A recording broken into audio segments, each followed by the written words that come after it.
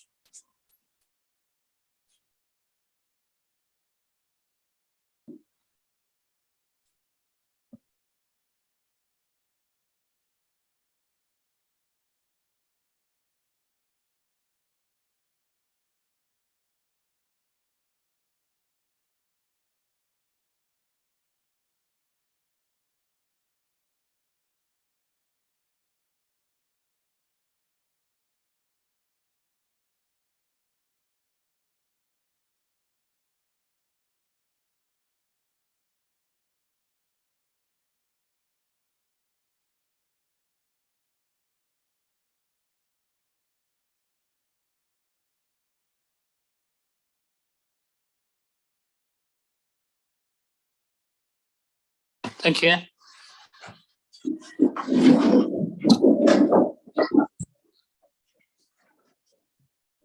I'm now going to say a few words on the passing of Councillor Brian Adams, which I must admit was somewhat sudden, and I don't think many people were aware how ill he was.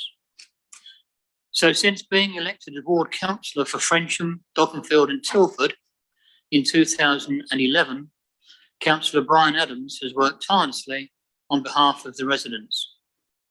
He made a very significant contribution to the borough, having spent time on the former executive committee as portfolio holder for planning and more recently as a respected member of the Policy Overview and Scrutiny Committee, Western Planning Committee and Surrey County Council Local Committee. Councillor Adams was also deeply committed to public service outside the council. He was a member of the Honourable Artillery Company, Royal Yachting Association and National Trust. All our thoughts go out to his family and friends at this terribly sad time. Thank you. I would now call on the Leader of the Opposition, please, if he wishes to say a few words. Thank you very much, Mr. Mayor, and I endorse all you said. Brian had a career which actually spanned the introduction of computers into modern industry. He started out life with botanies on the fairly ordinary job of taking orders from pubs and making sure they got them, but he became very quick at adding everything up in his head. When botanies decided to enter the computer age, he grasped the opportunity and had a variety of roles in IT implementation and design up to the age of 40 when he formed his own company. And he ran that very successfully till his early 60s when he retired. And that, of course, led fairly soon to his moving down here and becoming a councillor. I met him in terms of working closely with him in 2015 when the prospects of Dunsfold Park were beginning to arise and the implications for the traffic on the A281 were obviously looming large in many people's minds. I think what I remember in particular was the precision of his thought and the amount of care he gave to decisions and proposals. We have lost someone who will be greatly missed on this council. I will miss his advice and his wisdom, and I entirely endorse your comment that it was unexpected. We knew he wasn't terribly well, and it came as a shock to everyone, including his family, when the end came so quickly. So it is very much RIP, Brian, and thank you very much for all that you did. And Councillor Marner, Councillor Follows Leader, would you like to say something? Thank you, Mr. Mayor, and thank you to the Leader of the Opposition. I speak this evening briefly to honour the work, dedication and service of Councillor Brian Adams, to express my condolences to his friends and to his family and to the members of his group for their very sudden loss. And it's certainly at times like this where we all as members can reflect that regardless of our political and personal differences of opinion, that we all must recognise the service of those who stand up to represent their community and undertake that duty with diligence, hard work and good humour. I only learnt this week that Brian was a member of the Honourable Artillery Company, and the HAC is a regiment I know very well, as it's also a regiment my father served in for a number of years. And for me, this very clearly shows that his service went well beyond his service as an elected member. Now, I have no doubt that the passing of Brian Adams is a loss to his ward, the community that he represents, and of course, all of us here at Waverley Borough Council. Thank you, Mr. Mayor, members. Thank you, Leader. I'll now throw it open. Councillor Coburn.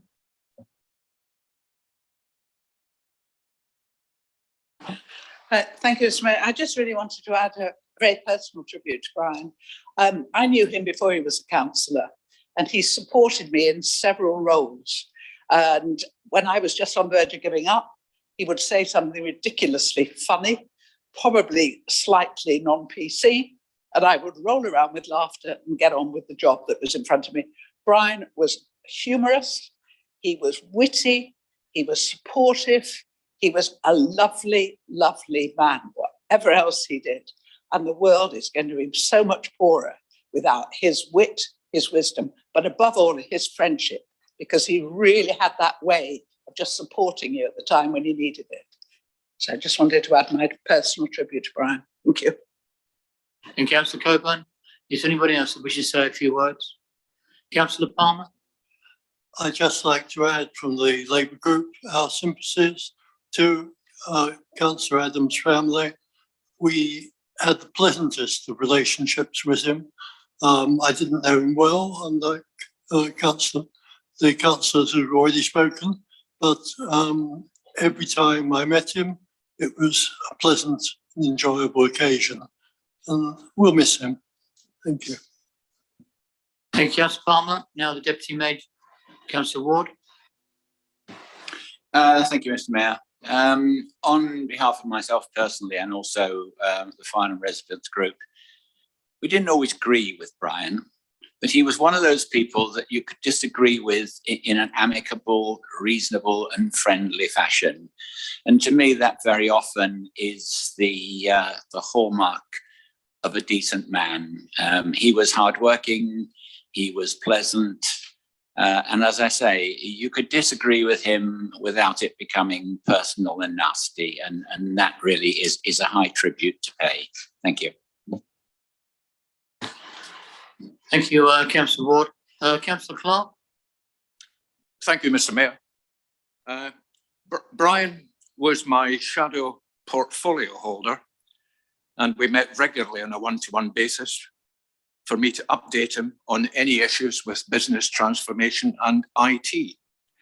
In the short time I knew him, Brian came across to me as a thoroughly nice man and a good councillor, with a seriously laid-back disposition and a droll sense of humour. He will be greatly missed by the residents of Frensham, Dockenfield and Tilford, who supported his election as a councillor. Thank you, Mr. Mayor. Thank you, Councillor Clark. Councillor Williams. Again, like my Green Party colleague, I only knew Councillor Brian Adams for just 3 of his more than 10 years of service on Waverley Council. And in the short time that I've known him, I could recognise his enormous experience both as a ward member for Frensham, Dockenfield and Tilford, and as a councillor who has been able, in the time that I've known him, to draw on his extensive experience of many years of council work, dedicated council work, including his work on the executive committee of this council. As has already been said, he was a decent man. We will all miss him terribly. And I would just like to join other group leaders and colleagues, regardless of party affiliations, in formally sending our deepest condolences to his friends and family. And Councillor Williams. I can't see any more hands. Thank you very much for this. Sorry. Councillor MacLeod. Thank you, Mr. Mayor. I'd just like to say briefly that when I became portfolio holder for planning, Brian Adams went out of his way to help me actually and give me good advice. And I, like others, will greatly miss him. Thank you, Mr. Mayor.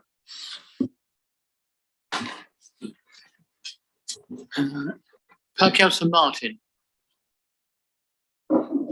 Thank you, Mr. Mayor. I have known Councillor Williams for some 20 years. When I was the chairman of the South West Surrey Conservative Association, he was the vice chairman in charge of finance. Now, I have to tell you, yes, he was a very fine accountant, but one of the things that I had the most difficulty with him was to get him to pay the bills, because he guarded the money, something with a degree of religion I've never met before. But having said all that, he was a terrific guy to work with, a man of great spirit, a man of great diligence, a man of great humour. And I too will miss him very greatly and extend the apologies, well, the condolences of all of our group. He will be missed very greatly. Thank you. Thank you, Councillor Martin. From those tributes, then obviously he was a very well-respected man, particularly by us, but I know he is well-respected in his community and by his family. So thank you all for those tributes. If we can now go on to the agenda, please. Welcome members and the public to the council meeting, which is being held in Caudle Hall at the Wilford Noyes Community Centre, as it is still not possible for the full council to meet together in the council chamber at the council offices, whilst maintaining appropriate social distancing to reduce the risk of COVID infection. Members, please raise your hand to indicate that you wish to speak, and you'll be operating your own microphones.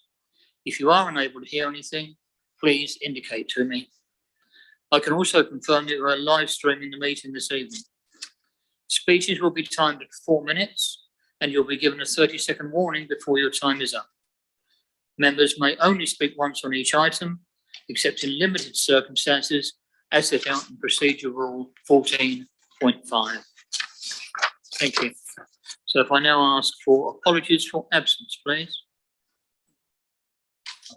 Thank you, Mr. Mayor. Apologies for absence have been received from Councillors Jerome Davidson, Sally Dixon, Jan Floyd Douglas, Brian Edmonds, David Else, Peter Isherwood, Paul Rivers, Penny Rivers, Anne-Marie Rosserman and Trevor Sadler.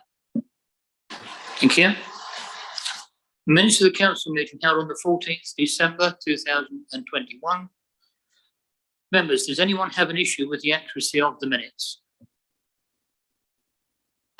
Thank you. Would you indicate your agreement to the minutes of the meeting held on the 14th December 2021? Thank you. I will sign these later. Declarations of interest, item 3. Louise, have we got any declarations of interest, please? Thank you, Mr. Mayor. Councillor Jerry Hyman declared a disclosable pecuniary interest in item 9.2 as a Waverley tenant. Councillor Hyman has been granted a dispensation by the monitoring officer under section 33 of the Localism Act 2011 to participate and vote on this item.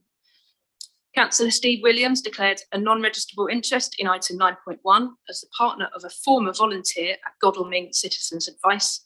Councillor Williams does not consider that this would prevent him from speaking and voting on this item. Councillor Follows declared a registrable interest in the exempt item 14.1. The Mayor, Councillor John Rabini and Councillor Jackie Keane declared a disclosable pecuniary interest in item 9.2 due to their rental of the garage from the council. The Mayor and Councillor Keane have been granted a dispensation by the monitoring officer under section 33 of the Localism Act 2011 to participate and vote on this item. Councillor Peter Marriott declared a registrable interest in item 9.1 as the organisation for which he is a trustee has applied for funding from the Thriving Communities Fund. Councillor Penny Marriott also declares an interest as the partner of Councillor Peter Marriott. Thank you. At this stage, are there any other declarations anybody wishes to make? No, then I shall continue. Thank you with my announcements. Mr. Hammond. Mr. Mayor, sorry, Councillor Hyman here, Mr. Mayor. Councillor Hyman. I'm aware that the rules have changed in respect of declaring interests and dispensations, and I just wondered whether, because the rules have changed when we adopted the Model Code of Conduct, that removed some dispensations that we previously had, so that we didn't need to declare interests. And I'm just wondering whether we all need to declare a general interest if we are putting up our councillors' allowances, because it's no longer given a dispensation, as far as I can see, automatically. we can just have Thank you, Councillor. clarification, because I would declare an interest if we're doing so, but I haven't found it in the papers yet either. Thank you, Councillor Hyman. I'll ask for advice.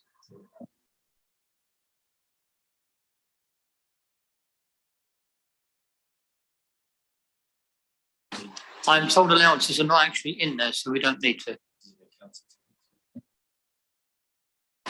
Thank you. So I'll now move on to my mayor's announcements. Yet again, I have to tell you that most of my arrangements to attend various functions were cancelled in the run-up to Christmas.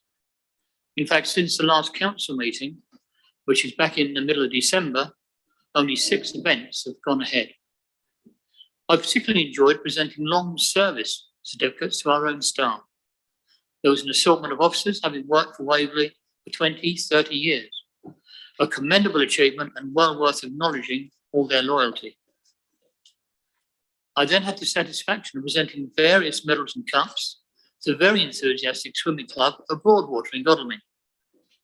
The dedication of the young people and their trainers showed just how important it is to support the facilities and sports clubs right across the borough. And on the 6th of February, the Mayor and I were invited to a choral service at Guildford Cathedral. This was to celebrate the Queen's 70th year of reign. It was a very uplifting service, with the choir and solo singers creating a wonderful atmosphere. There will, of course, be many opportunities to celebrate Her Majesty's milestone in the coming months. And then continuing with the sporting theme, I then had the pleasure of attending Farnham Sports Awards at the Farnham Rugby Club to present cups and medals to both teams and winners in many different sports in the Farnham area, and for outstanding achievements in their being led and trained in such a manner that they gain these awards, both locally and indeed nationally, and I understand there was an Olympic medal winner amongst them. Finally, the Mayoress and I attended Hazeman Museum, where we met the wonderful historian, Professor Mary Beard, which many would have seen on television. Mary gave a splendid talk on a more realistic history of Helen of Troy. It would seem that the films are not necessarily correct. The British Museum Spotlight Loan allowed various artefacts to be loaned to Hazeman Education Museum. And in fact, the museum, which has been providing culture, learning and inspiration since 1888 and is still going strong and attracting national recognition. Probably like many of you, we have had a hair-raising weekend.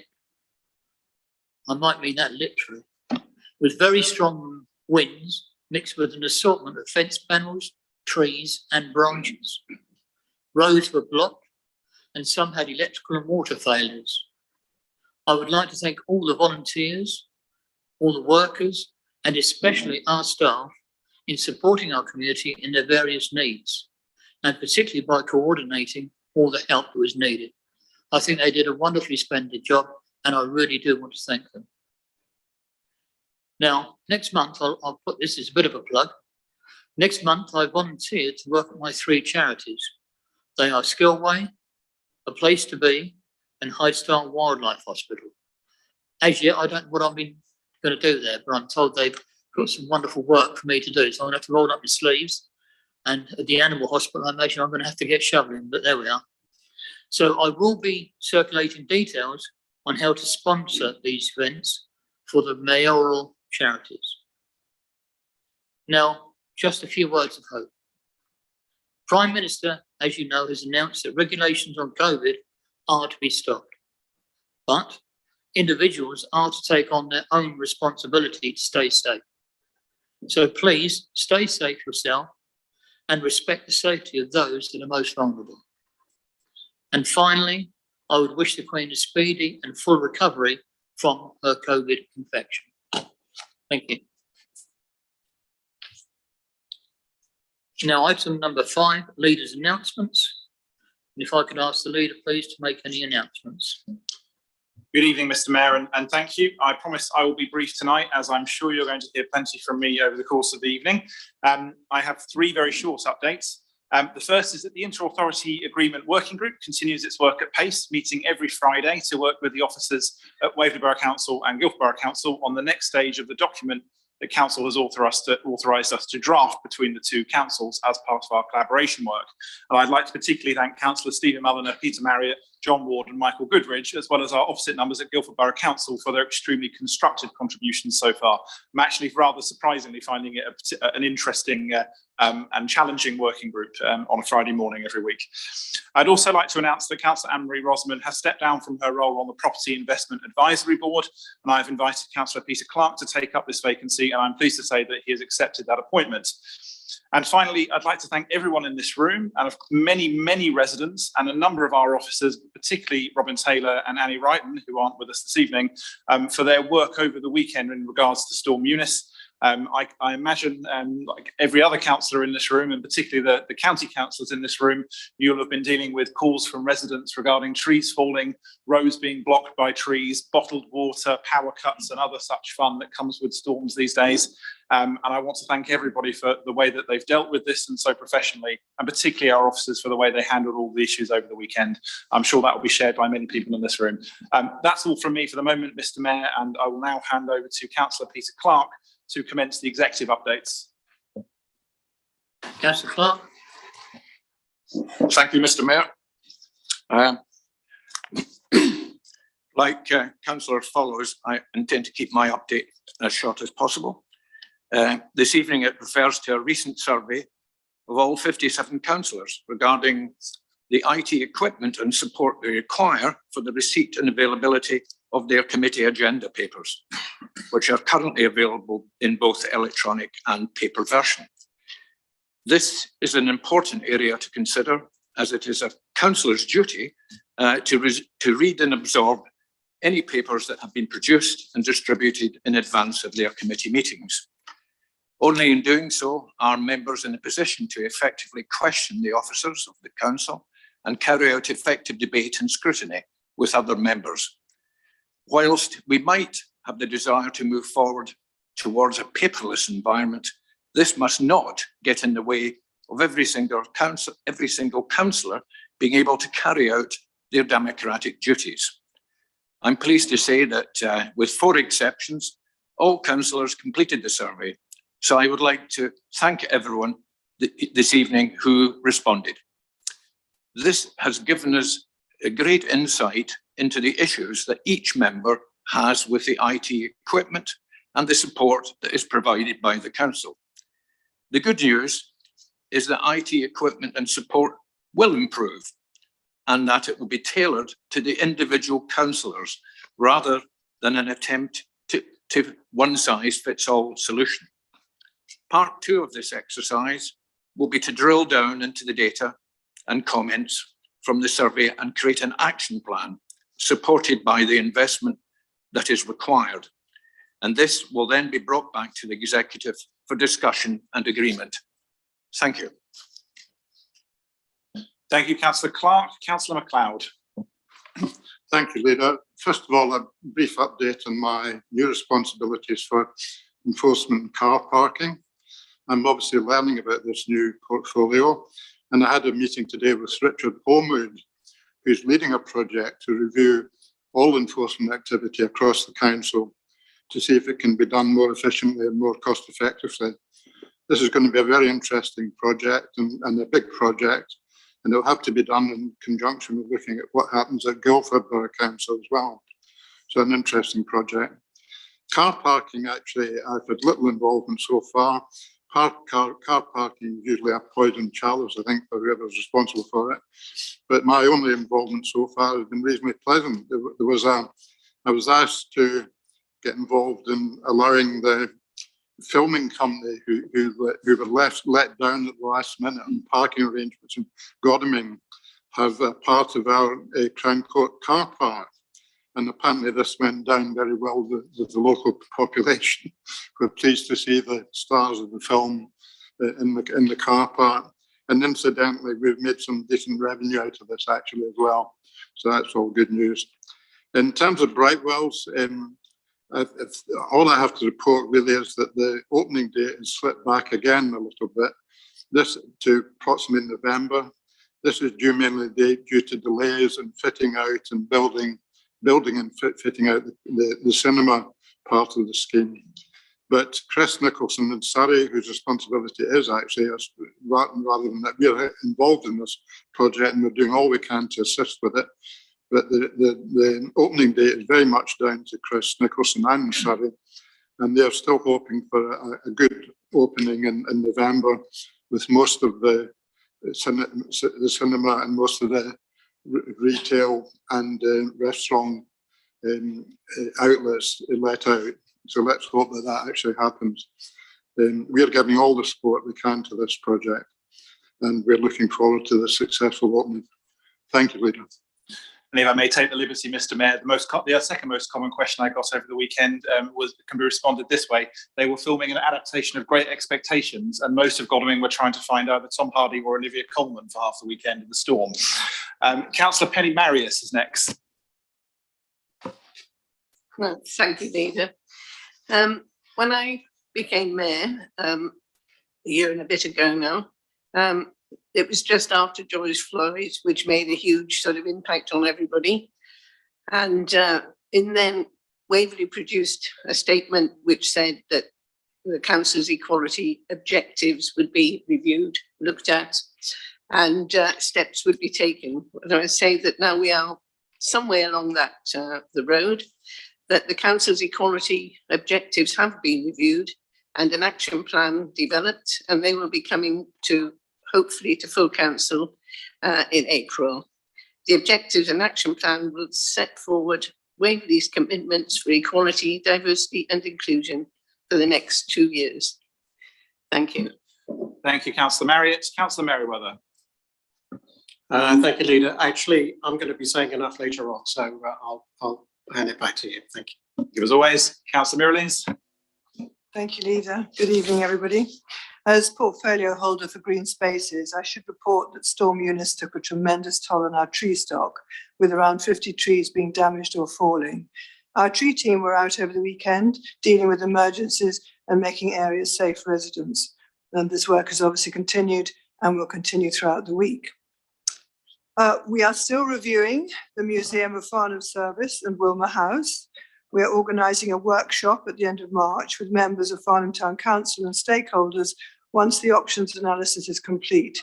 It had elements that needed greater exploration, hence the delay, but we're looking forward to being able to get together and work on this. I'm also pleased to see that key projects will be coming forward over the coming months that will increase biodiversity, community provision and revenue across the borough, schemes such as Woolmer Hill Sports Pavilion, Waden Lane, Sandy Hill and Film Waverley, where we are still looking for potential filming locations around the borough. Thank you. Thank you, Councillor Mirrlees. Councillor Palmer. You'll be hearing from me on point 9.2, so I think I'll save it for then. Thank you. Councillor Townsend is next. Thank you, Leader. We completed work on a new server for the planning portal at the weekend, and early indications are extremely positive. But as always, please do get in touch if you are experiencing any problems whatsoever. We continue to provide huge support to our local economy. We're supporting our chambers of commerce in their request for business improvement districts. If this progresses to a successful ballot, then it will ensure that costs for their chosen business initiatives will be spread across all businesses in the allocated districts, including the large supermarkets, and not concentrated, as is often the case, on the generosity of the few engaged and often independent businesses who form a vital part of our borough. We are also supporting our high streets by funding the footfall counters for a further year. We are continuing to support businesses with free training courses covering areas like digital marketing and cybersecurity. And we continue to distribute grant funding to local businesses. These applications are for businesses who have been severely affected by the pandemic. Applications are still open, however, they do close on the 18th of March. So if you know of any businesses that need to apply, please ask them to do so as soon as possible. Waverley's annual business meeting will be held online again this year on the 2nd of March, starting at 9:30. As well as presenting the budget and business rates for the next financial year, there will be an update from Surrey County Council on the gigabit infrastructure plans, specifically concentrating on Waverley. And we have Amanda Masters, the CEO of Experience Guildford, to tell us about her experience with Guildford's Business Improvement District and to share lessons learned. And finally, we'll end with a Q&A session. On a personal note, I must just say that I'm delighted that the Friday night project has returned to Cranley, and we are now seeing about 80 to 90 young people at the leisure centre each week. This project can only be delivered with the care and dedication of a really great bunch of volunteers, and I just would like to express my huge thanks to them for their continued support. And I would like to add my thanks to officers for their help at the weekend in managing the effects of the triple storm on the borough and for ensuring that our more vulnerable residents were supported. I will be presenting the Dunsfold Park Garden Village SPD later, and I would draw members' attention to the update sheet on their desks outlining a correction on pages 87 of the map, replacing the triple SI designation to the SNCI, and an updated recommendation which I'll cover when I get to that point in the agenda. Thank you, Leader. Thank you, Councillor Townsend, and finally, Councillor Williams. Yes, I'll be very brief. Again, just making reference to extreme weather events like Storm Eunice. I think that underlines the importance not only of our mitigation against the impact of climate change, but making our ongoing contribution to it. Just very briefly, since I have updated colleagues in public at a recent executive meeting, the feasibility work on the provision of solar energy on suitable sites, potentially suitable sites in the borough, continues. We continue to develop our local cycling walking infrastructure plan, working closely with town and parish councils, and we are continuing with our ongoing work in terms of decarbonisation of the Memorial Hall in Farnham.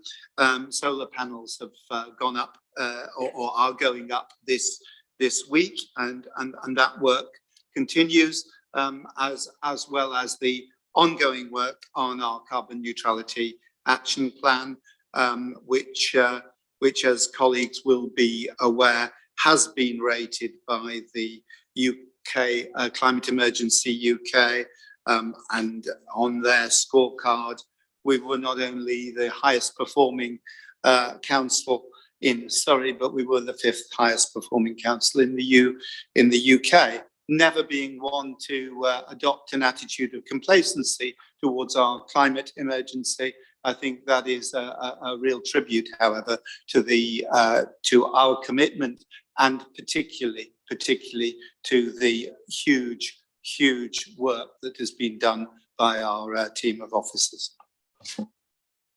Thank you, Councillor Williams, and Mr. Mayor, that concludes the executive updates. Thank you.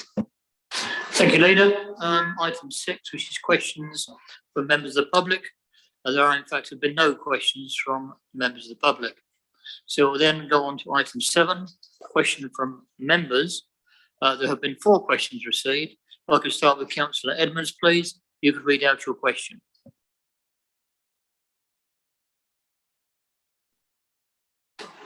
No, Councillor Edmonds gave his apologies.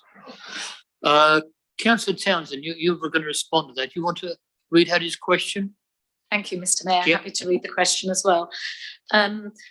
Councillor Brian Edmonds has asked, an objection raised with the Planning Inspectorate as to their power to impose a council tax burden through planning appeal costs yielded an unsatisfactory answer.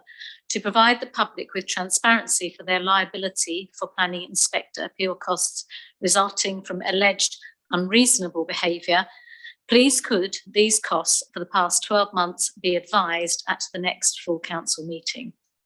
And my response, Mr. Mayor, is in the past 12-month period, there have been just 3 appeals where planning inspectors have adjudged the council has behaved unreasonably and have awarded either full costs in 2 cases or partial costs in 1 instance against us. 2 of the 3 cases related to enforcement appeals. The total combined financial liability to the council in respect of these 3 awards was around £16,500.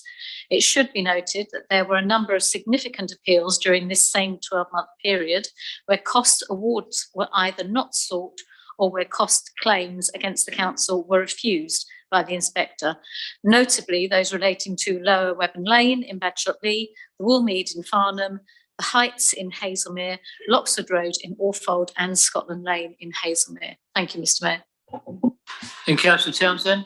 Councillor Costa, could you read out your question, please? Thank you very much, Mr Mayor. Since the last Borough Council election, residents in Godalming have been in the dark about the intentions and proposals of this council in respect of Broadwater Park Golf Club, and have been given no opportunity to express their views about whatever the council may have in mind for this site. Also, since I last raised this matter in full council over 6 months ago, there has been no information supplied to this council on where things now stand. Clearly, this situation is unsatisfactory, and I should therefore like to ask for an assurance that a full report on the current situation be brought to the next meeting of the council for debate, and ensuring that only matters which must by law be kept confidential are included in the exempt part of the report, and that other material is available in the non-confidential part of the report. Thank you. Councillor Costa. Councillor Merriweather, I think you want to respond, please. Yeah, thank you, Mr Mayor. Good evening, everybody. So the land that Councillor Costa referred to is still under full control of the tenant, Broadwater Park Golf Club Limited. The council is working with the club to resolve contractual issues between the club and third parties to enable the go-ahead of capping of the former landfill, the re-establishment of a golf facility, and to bring the land back into wider community use. The council's intention is for the land not included within the new golf facility to be brought back into public community use, and the public will be given an opportunity as soon as practically possible to be involved in the planning for the future use of the land. Since the council resolution on the 15th of December, members have been kept fully informed of progress through a number of all-member email briefings by the Strategic Director, specifically on the following dates: the 18th of February 2021, the 29th of July 2021, and the 11th of November 2021, and a report is going to the 8th of March Executive with an update. While the pace of progress on the matter is subject to some factors outside of the council's control, officers are committed to a resolution that is satisfactory to the council and our residents. A full report will be brought to full council at the earliest opportunity with as much information as possible in public. Thank you. Thank you, Councillor Merriweather. If I could now ask Councillor Costa, please. You've got a second question. You can read it, please. I have indeed. Thank you, Mr Mayor. Council officers and relevant executive and local Godalming members received last month a letter from the Godalming and Farncombe Bowling Club expressing concern about the future of the club because of the parking charges members of the club and visiting players were having to pay to park in the only convenient car park for the club at the Crown Court. They sought support and help from the council in addressing this problem. To date, they have received an officer response which contained no proposals to assist with the charges and suggested only that they might like to use other car parks in the town. The club have responded, explaining why that suggestion is not practical.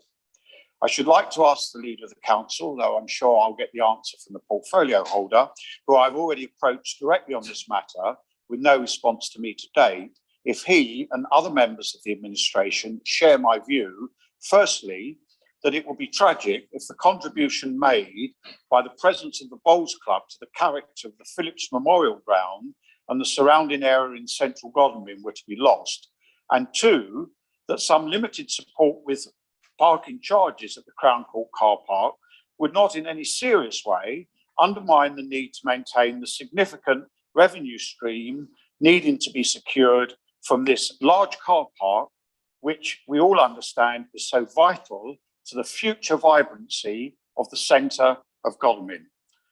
If so, can I ask that steps be taken to agree some support for the club prior to the start of the new bowling season in April? Thank you, Mr. Mayor. Thank you, Councillor Costa. Councillor MacLeod, I think you want to respond. Thank you, Mr. Mayor, and thank you, Councillor Costa, for your question. The Council fully recognises the contribution made by the Presidents of the Bowls Club to the character of the Phillips Memorial Grounds and the surrounding area, and agrees that it would be tragic if it were lost. We also recognise that everyone is facing difficult times with the ongoing impact of COVID and rising inflation in all areas. The Council is, of course, not immune from this, and the increases in parking charges were necessary to ensure that the Council continues to provide parking and a wide range of environmental services to the community. While parking charges have increased in Waverley, similar increases that have been seen across Surrey and further afield. A wide range of other cost of living increases are also impacting on all of us, and we do feel that parking charges alone cannot be blamed for people's decisions on whether to continue with leisure and other activities. Whilst we always try to be supportive and sympathetic to requests for assistance, we do have to be consistent, and if we agree to subsidise one group, there will doubtless be numerous others who will also expect similar support, and this would then have a significant impact on the revenue stream. Officers are trying to be helpful in their response by identifying other car parks within a reasonable walking distance where parking is cheaper, and indeed the wharf where public parking at weekends is free. Officers are happy to continue to engage with club officials to try to assist, but we cannot guarantee a financial subsidy as part of the solution. If you'd indulge me, Mr. Mayor, I'd like to add some comments. That after this formal response was made or prepared, I did call Councillor Costa because I have a lot of sympathy with the situation. I've got an almost identical situation in Farnham, where the Farnham Bridge Club in my ward is threatened, not just by parking problems, but by other things such as the membership getting over the effect of COVID and so on. But I have assured Councillor Costa that we, in the same way as I'm doing all I can to help the Farnham Bridge Club, I will do what I can. I'm sure the leader will as well, to help the Godalming club as well. I think I said Bridge Club, I meant Bowls Club. Thank you, Mr. Mayor. I hope that's additional helpful comments for Councillor Costa, and thanks for your indulgence. Thank you, Councillor MacLeod. I can now have Councillor Jenny Else. Councillor MacLeod, would you like to switch your phone, your microphone? Thank you. Thank you very much, Mr. Mayor. The residents of my ward and I are becoming increasingly concerned at the sorry state of our footways, curbsides and green spaces, which fall within the responsibility of Waverley Borough Council.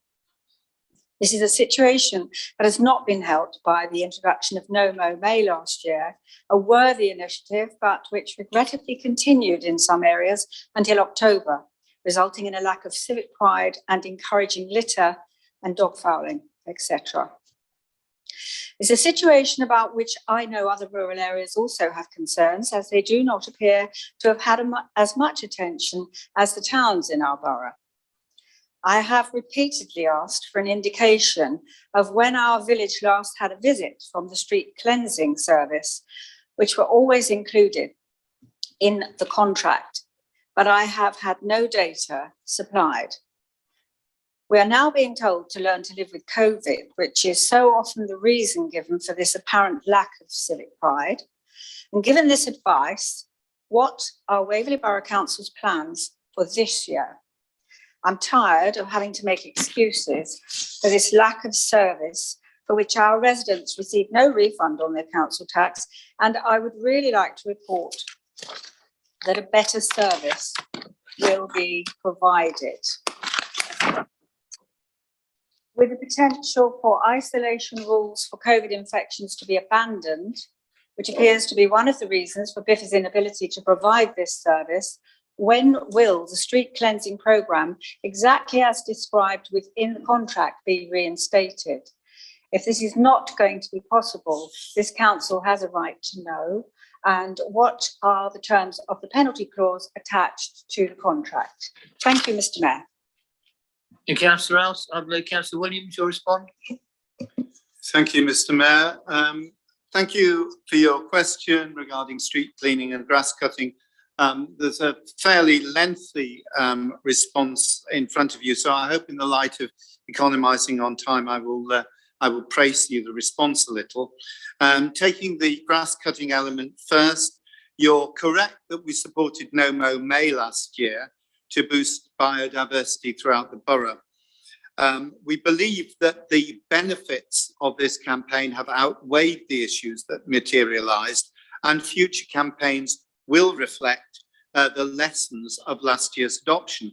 However, I would like to correct your assertion that rural areas did not receive cuts in line with the contract until October, favouring work within the towns. That is simply not true. The cutting regime returned to normal from July for all areas of the borough. On the issue of street cleaning, I'd like to put things in context. The waste and cleaning contract with Biffa has been running for 27 months, of which 23 months have, like other services, been affected by the COVID pandemic. This has led directly to huge challenges, including driver and crew absences, HGV driver shortages, more household waste arising, 27 percentage point rise in fly tipping cases in the first year of the COVID pandemic. In that time, Biffa have done well over and above the normal work, including keeping collecting grounds operational in the face of the HGV driver crisis. During this time, officers have met Biffa almost daily, and members have been kept well informed of any issues and changes to services as they arose. Those contract discussions have always centred on maintaining the waste and recycling collection rounds as a priority over street cleansing and maintaining our statutory provisions for refuse, food waste and dry recyclables over garden waste.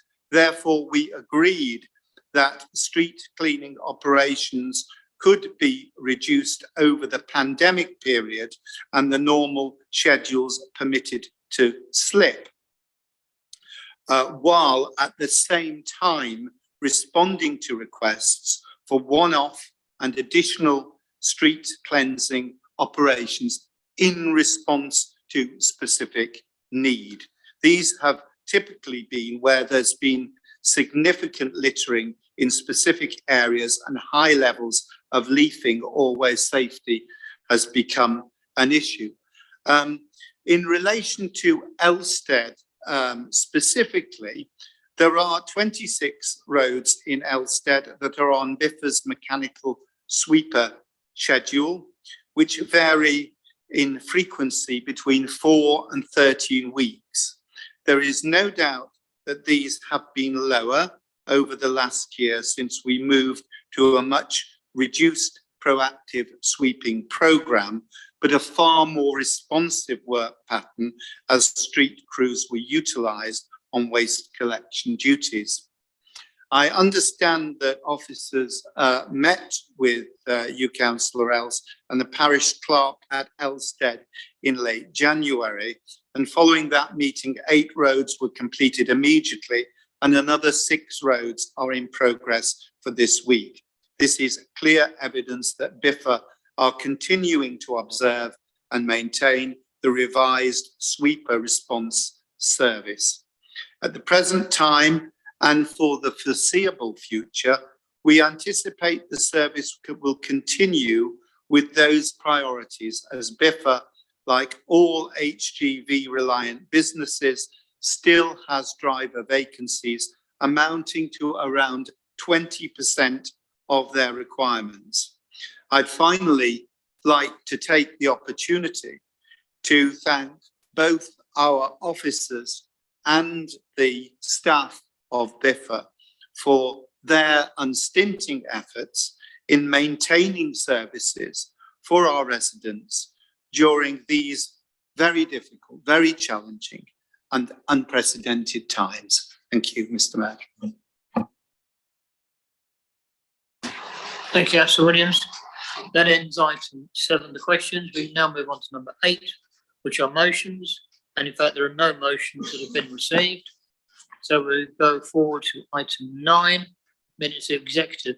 May I just comment, please, that there will be a lot of questions and comments, I've got no doubt at all, over the next period. Can I please ask you to avoid repetition? We don't want to spoil free speech, but please, if you could be short to the point, and as I say, no repetitions. Thank you. If I could now invite the leader, please, to introduce the minutes of the meetings held on the 18th of January and the 8th of February 2022.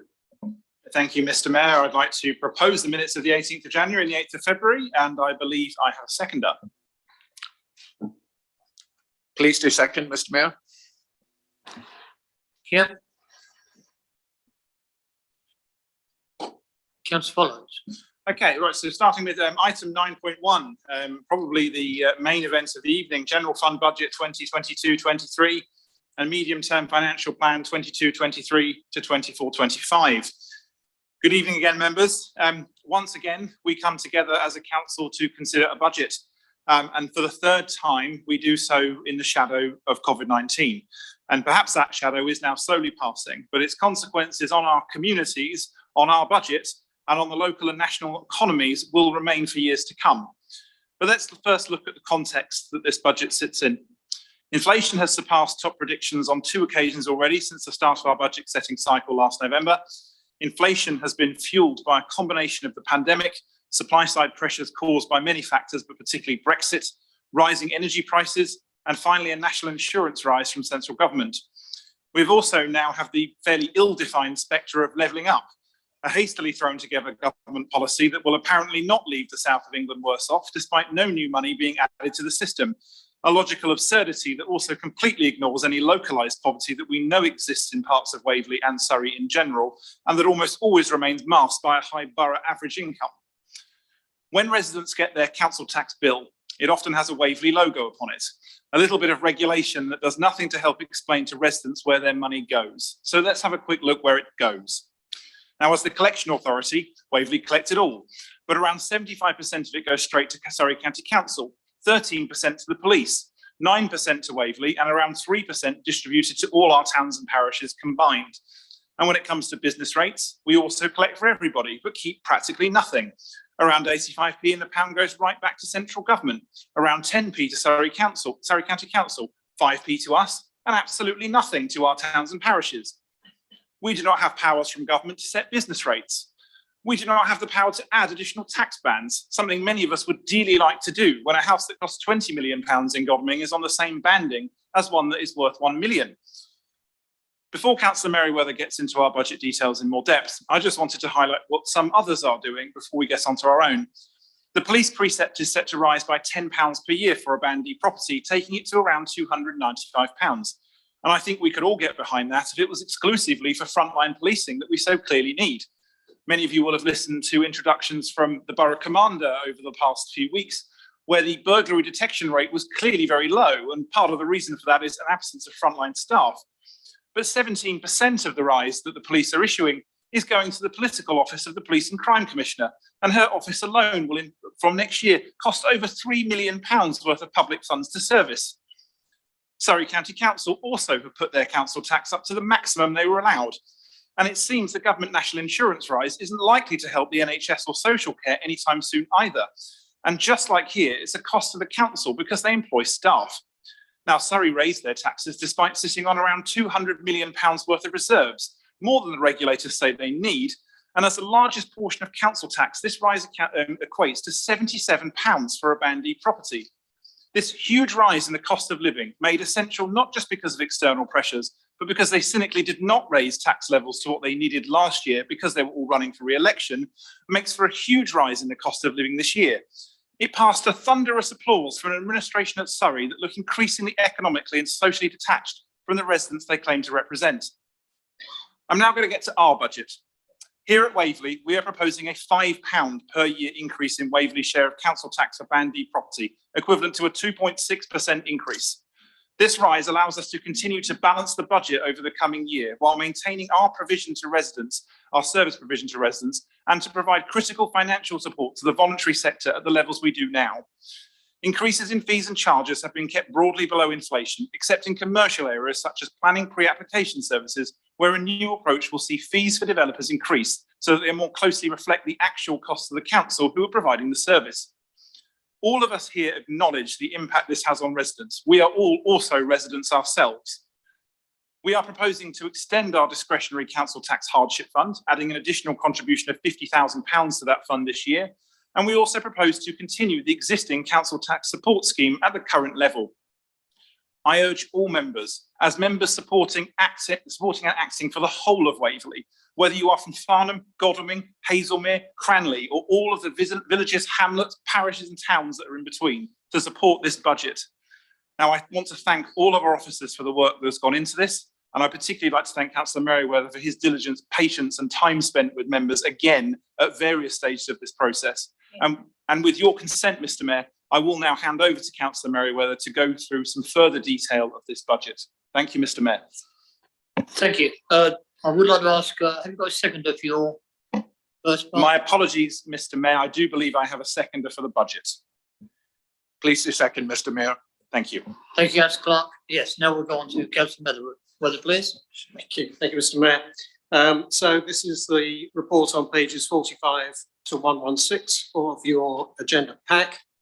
And the general fund is our core financial resource for everything we do except our social council housing, which is resourced from our HRA, which is to be discussed later.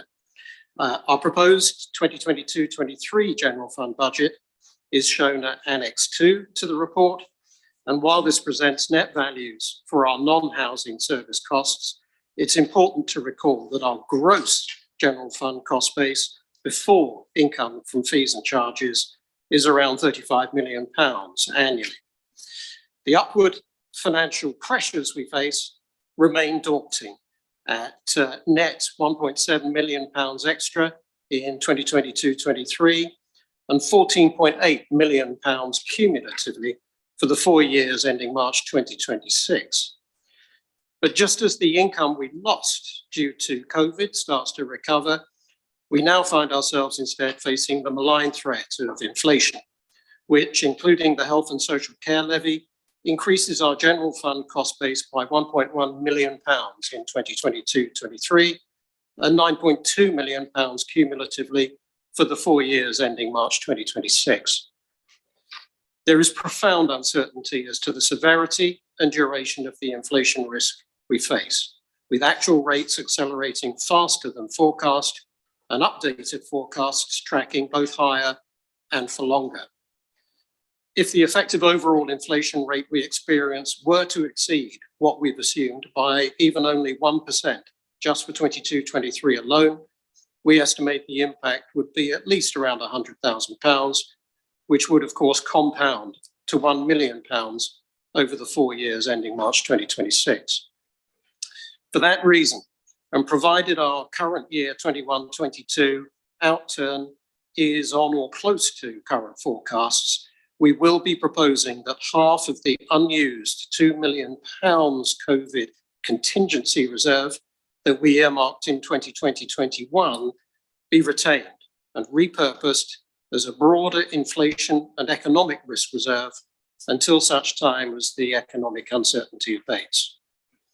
Next, while the decline in the share of Waverley's business rates that we're actually allowed to keep will pause temporarily at only 5% in 2022-23, we're still on notice that the downward trajectory will return from 2023 and that our share will fall to zero by 2026, a cumulative impact of £3.9 million for the 4 years ending March 2026.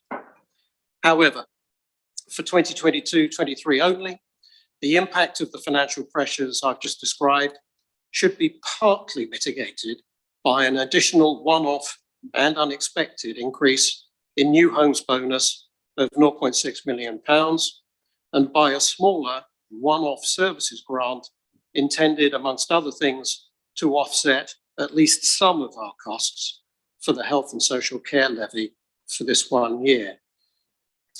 Turning then to the measures needed to offset these financial pressures.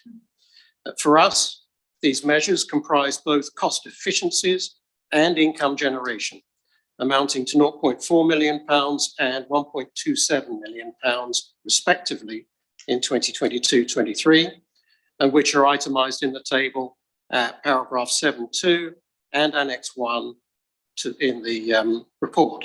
But just to summarise briefly, first, while the business transformation and commercial strategies continue to deliver, our old property investment strategy had to be curtailed as a result of changes to Public Works Loan Board rules.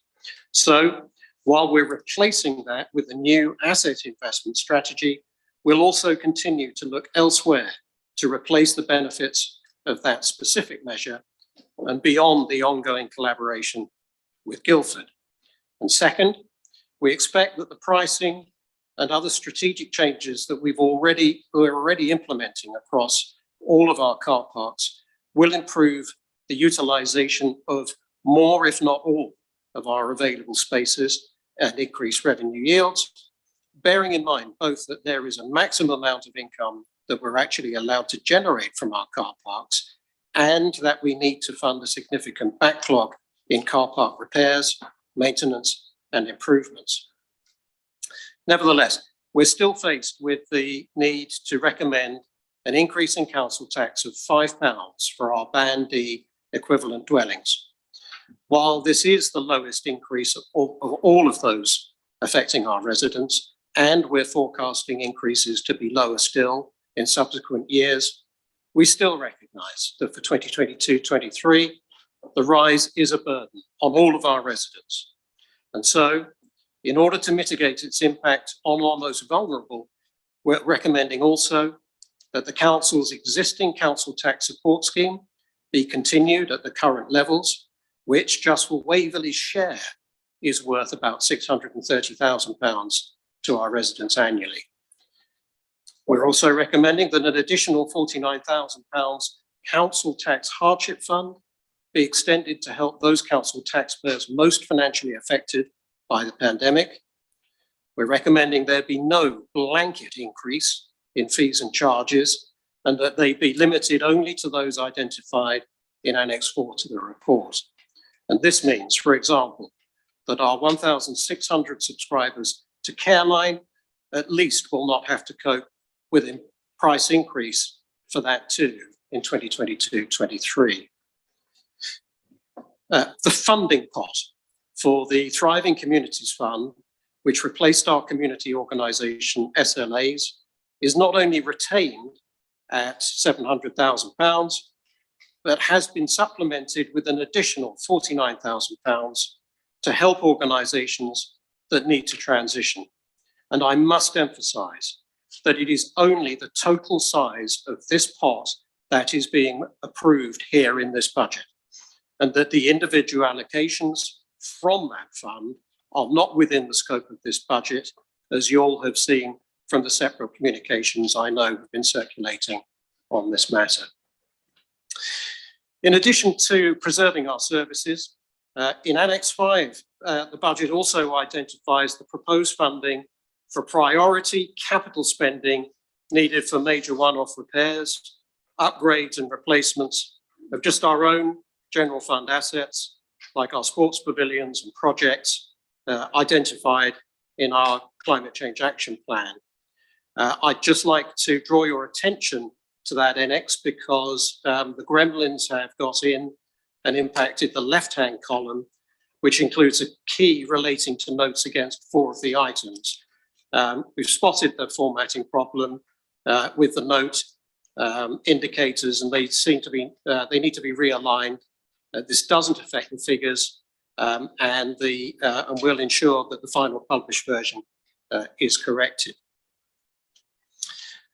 While we seek to fund these capital projects wherever possible from other sources like developer infrastructure contributions and capital receipts, these funding sources are becoming increasingly fragmented and competitive to the point where we need a full-time bid funding officer. Even before COVID, we needed to contribute funds from revenue to capital, and this tracked at over £1 million per year, even as the project backlog increased. COVID funding pressures made the situation worse, and that revenue contribution had to be cut. But the level of unavoidable demands are such that it's essential that we do some catching up in 22-23, even if that's only for 1 year before funding forces us back yet again. So while we're presenting a balanced budget for 22-23, the medium-term financial plan through to 25-26 still shows financial pressures accelerating faster than compensating measures identified to date. And our budget strategy remains to identify further sustainable measures to balance future budgets and protect our ability to deliver effectively and efficiently the services we've committed to our residents. I'd like to say I'm grateful to all colleagues, either in the group briefings that we've had or in private, for your constructive comments and observations on this draft general fund budget and medium-term financial plan, and in proposing that the executive, that the council adopts these recommendations. I'm mindful that for this council, at least, COVID is still not over, and other financial shocks may have only just begun. But throughout all of this, the commitment and professionalism of our officers across the council has remained steadfast, and for that, we should all be grateful. Thank you. Thank you, Councillor Merriweather. Can we now call on Councillor Stephen Mulliner, the Leader of Principal Opposition, please, to respond? Thank you very much, Mr. Mayor. May I check beforehand how much time I am permitted? If you have 10 minutes, the same as Councillor Merriweather. Well, I will probably achieve some gratitude by saying I don't expect to take all of that time. I'd like to begin by adding my thanks to the officers and all those who've worked on this. The budget is a very large exercise. It starts many months before, and it takes a great deal of detailed work. And none of us on this side of the House would disagree that the financial outlook, with inflation rising much faster than expected, is pretty challenging. As far as this year's budget is concerned, for the reasons outlined, the fact we have had increased new homes bonus and the other small grant, does mean that the 22-23 budget is relatively uncontroversial. Contrary to some rumours, we don't whip people and people will vote as they choose. As far as the details of budget, I have the following comments to make. The first, which caused me to smile a little, was to remember that Councillor Merriweather, in his good-humoured way, has suggested that the Budget Strategy Working Group had never come up with any ideas for addressing the budget pressures.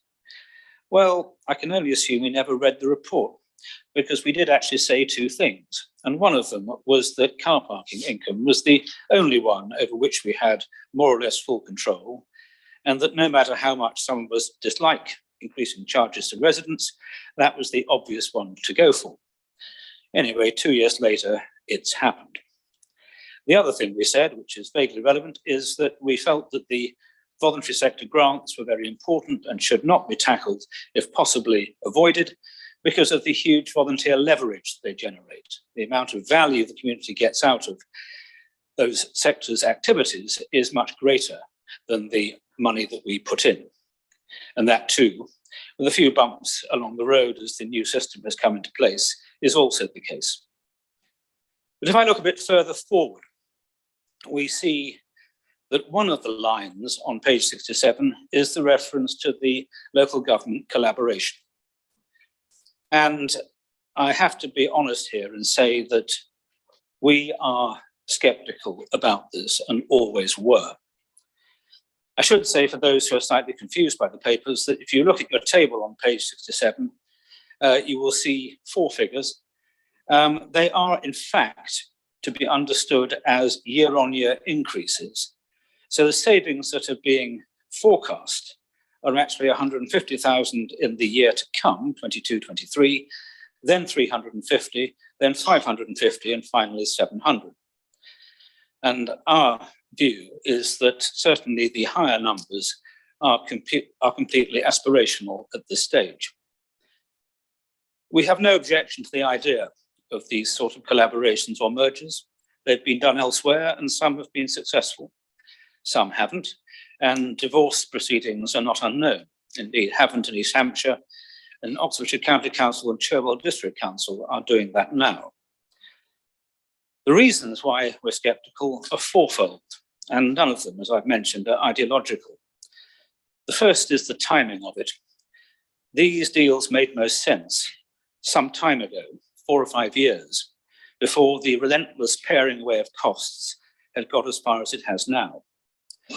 Secondly, it was genuinely disappointing to see the haste with which it was entered into. The first intimation was in February of last year, and then a full 21 days elapsed between the first briefing to members on the 16th of June and the council meeting on the 6th of July, where the substantive decision to proceed was taken. That's not very long. There was time for 1 executive meeting and 1 scrutiny meeting. I cannot say that I was remotely impressed by that procedure. This should have taken several months of careful consideration, with all the pros and cons being fully outlined. Indeed, now, as we look at the risks of it, one can see questions being raised, which would, I think, have fruitfully been on the table 6 months ago, more than 6 months ago now, and might conceivably have led to a reconsideration whether this really was going to be part of a strategy to reduce our costs in the medium and long term. The third reason relates to the structure of the 2 councils and the way they do their work. In 2 important areas, Guildford goes in for a direct service organisation and pays its own staff with the additional benefits that that brings, including civil service pensions, whereas Waverley has gone for the outsourced option. It's clear that nothing can possibly happen until the end of the Biffa contract in 2026, but one wonders then what might happen. It seems very hard that if one goes for a joint approach, it would not be the direct service approach, and that in turn would cost more and not less. And the fourth item, which, as someone who was brought up to regard financial data as a pretty good starting point for all decisions, was the extraordinarily small, I'm tempted to say paltry, savings at local partnerships, the consultants who were brought in to give a high-level view of whether this idea had any legs. In industry, you would expect at least 25% annual savings to make the whole venture worthwhile and to cope with what you might call the unknown unknowns that always crop up in these ventures. The total saving was put at 1.4 million. That's shared between the 2 councils. That amounts to less than 2% of combined annual expenditure. It's a trivial amount of money to be seeking to save. And indeed, the only part that one can be remotely sure about is that which is achieved by merging the 2 senior management teams. And that, given those who remain will be paid more than their current representatives in the present setup, will save at most 300,000 a year. And that includes the chief executive as well.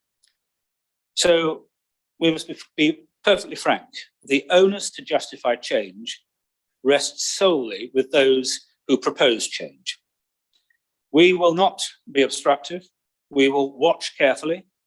We will see if any of the business cases that we're told will be coming actually do achieve the rather alchemical achievement of taking 2 + 2 in service costs and making 3, and producing from 2 + 2 in service delivery, making 5.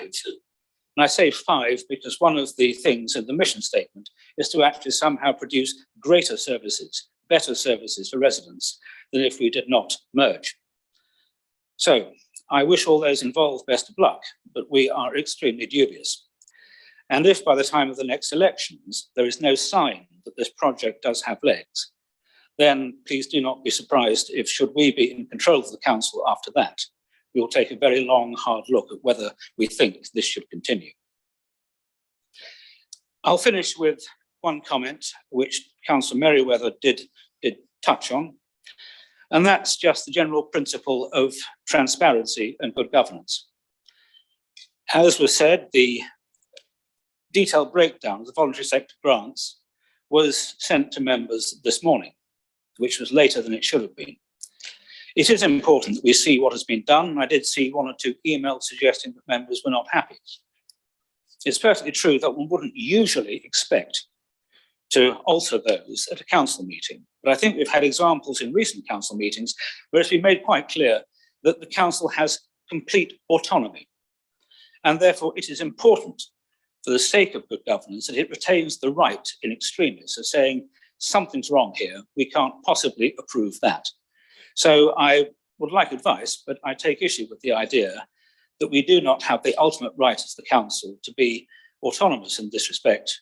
And if we did see something which made no sense at all, to insist on a deferment or further explanation and possibly amendment. So, Mr. Mayor, I will conclude my remarks there. I recognise the challenges the council faces. I thank the officers and Councillor Merriweather in particular for the work done on this year's budget. But I think that one of the important lines in the future of the MTFB, namely the collaboration project, will need the closest possible scrutiny as time goes on. Thank you very much, Mr. Mayor. Thank you, Councillor Mulner. So I'm now opening up for questions. So, Councillor Goodrich, I believe you're just ahead. Thank you, Mr. Mayor. I want to speak briefly on the Thriving Communities Fund. This council administration has always made it clear they promise transparency and openness. And this is one of the many areas where transparency doesn't appear to be happening.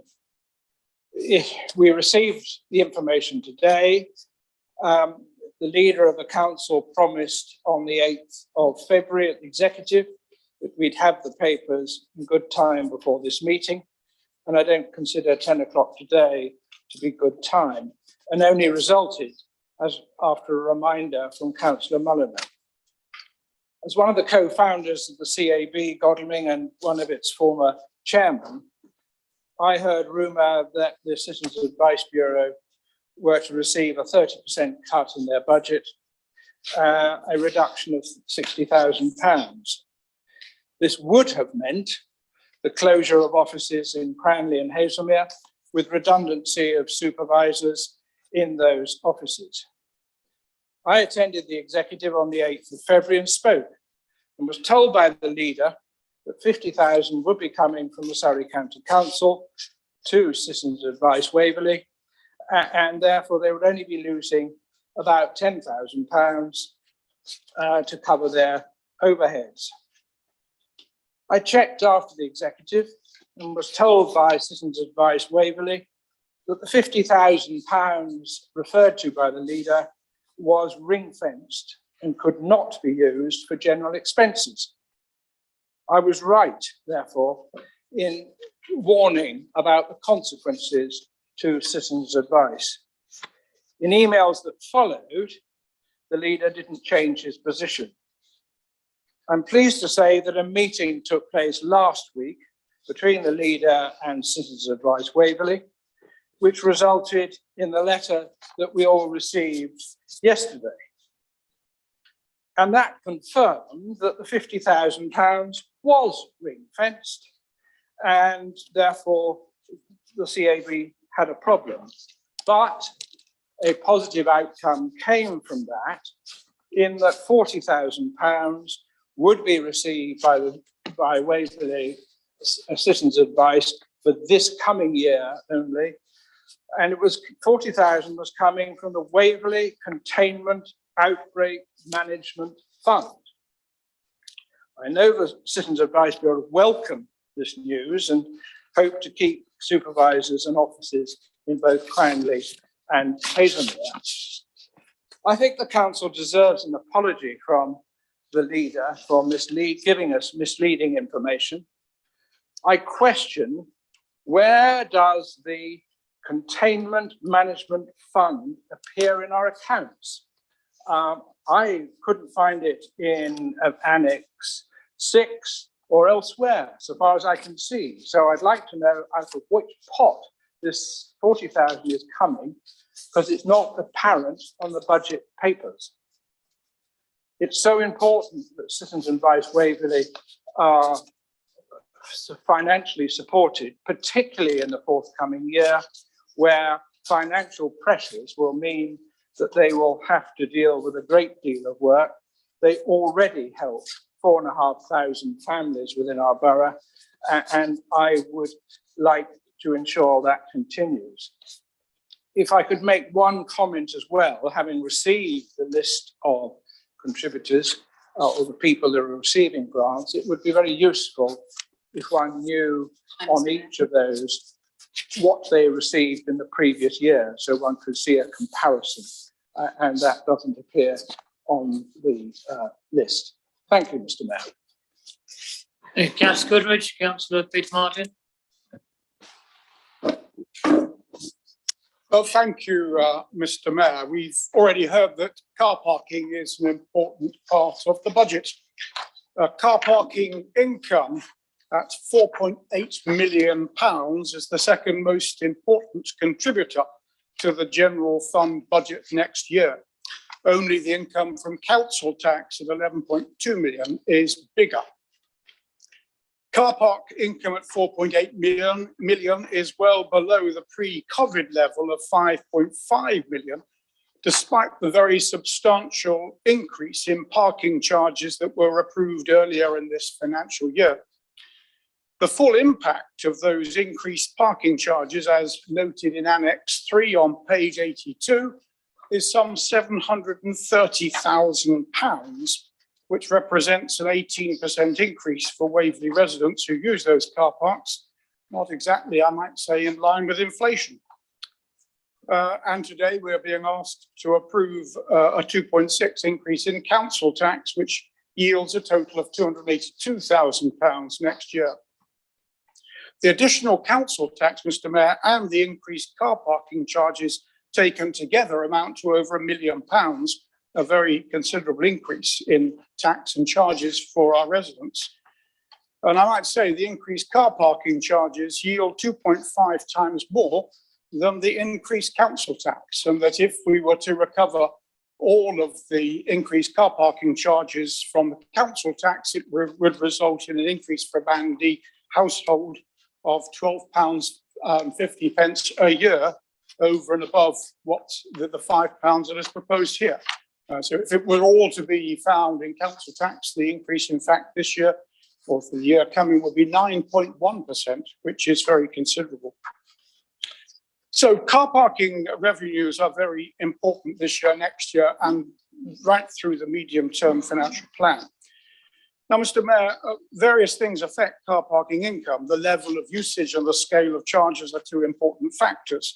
But the other factor is the capacity of the car parks themselves. And as the economy recovers post-COVID, this will become ever more important. I wonder, Mr. Mayor, whether the leader might advise council as to whether there are any plans to increase or indeed to decrease the Waverley provided car park capacity in the borough. Clearly, Mr. Mayor, I am most concerned as to whether any possible decreases in car park capacity will result in perhaps a cut of car parking spaces, and this may well impact on the budget in the longer term and indeed on the residents of Waverley who use them. Thank you, Mr. Mayor.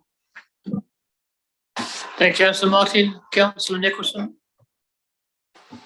Thank you, Mr. Mayor. I think it's worth saying that Waverley Borough Council is and always has been good value for money. Historically, it was always placed second to the County Council in terms of expenditure, but in recent years, it's now below the Surrey Police Precept by a clear £100 at Band D, and it's only 9% of total council tax. The anticipated Waverley element at £5 per Band D property in a total bill of only 2,100 per year, which is relatively small. In terms of government settlement this year, the £5 rise is a vital ingredient in the bake of grants and other monies to all councils. It's seen as a given action by government.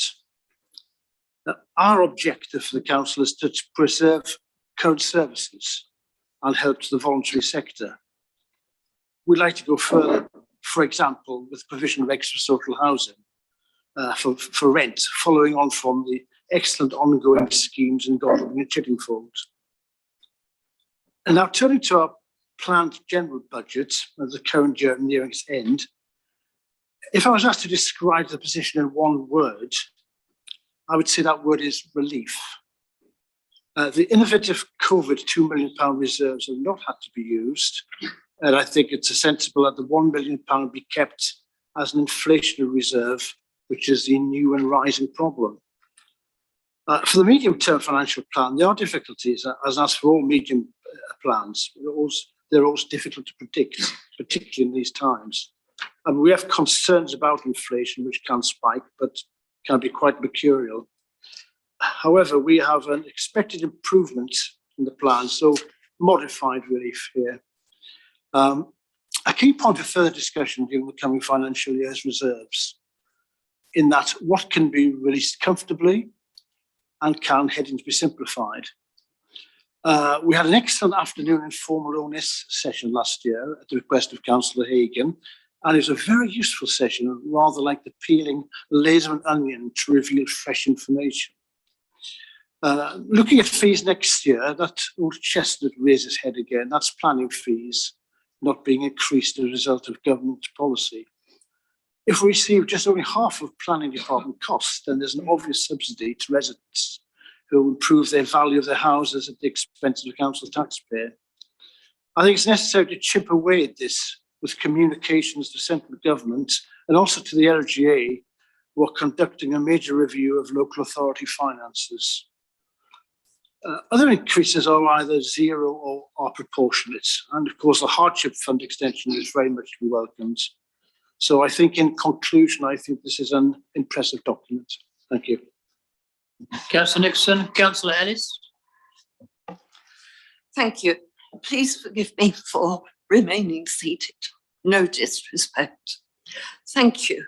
Following a request in 2019 from the portfolio holder and the leader to assist one of Waverley's organisations in receipt of an SLA, I've become very aware of the hugely valuable support to our residents in Cranley and the wider Cranfold area from Rowley's Centre for the Community.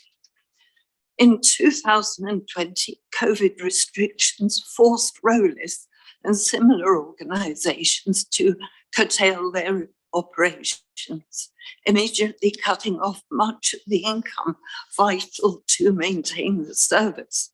But at Waverley's request, Rowley's continued to provide the community meal service to the housebound and kept in contact with members to provide much assistance and support. The new Thriving Community Scheme was introduced, requiring a significant shift in priority for Rowley's, which was undertaken. If nothing else, surely the new scheme was untimely. It paid no regard to the hard work, commitment and loyalty of Rowley's, which is an organisation that has been penalised for having complied with the previous requirements from the council and with a large building to maintain, which is owned by Waverley and to pay rent for. The applicants were bound by instructions that the results were strictly confidential to them until after the meeting this evening. I have taken out a number of references to lack of openness and transparency that have already been mentioned.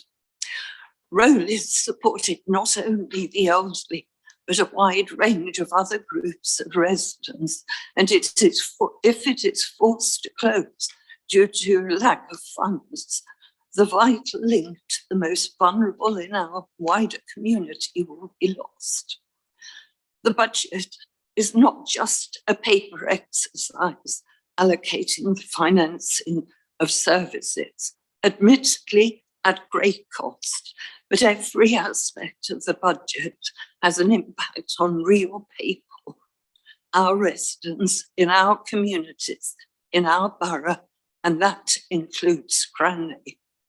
As far as I can see, there are only 2 organisations receiving an award that are specific to Cranley, which doesn't compare favourably with the rest of the borough.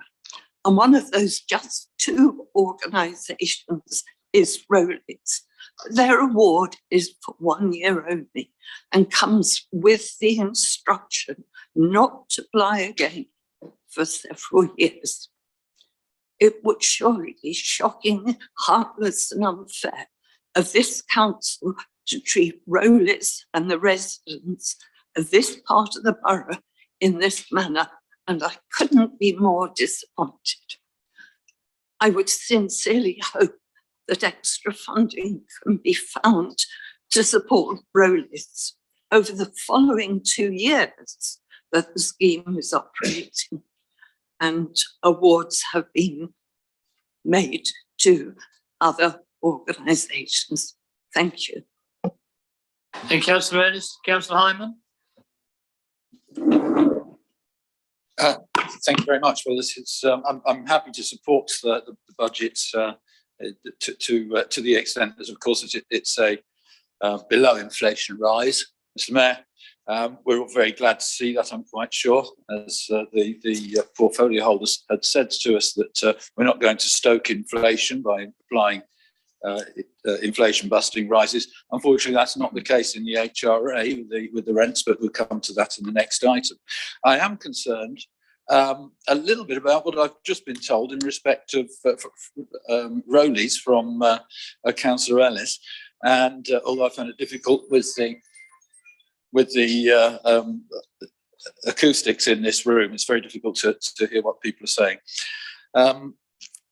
I was concerned very much that we've been told that the individual allocations are not within our scope in the thriving communities. Now, in the past, we've had them in front of us.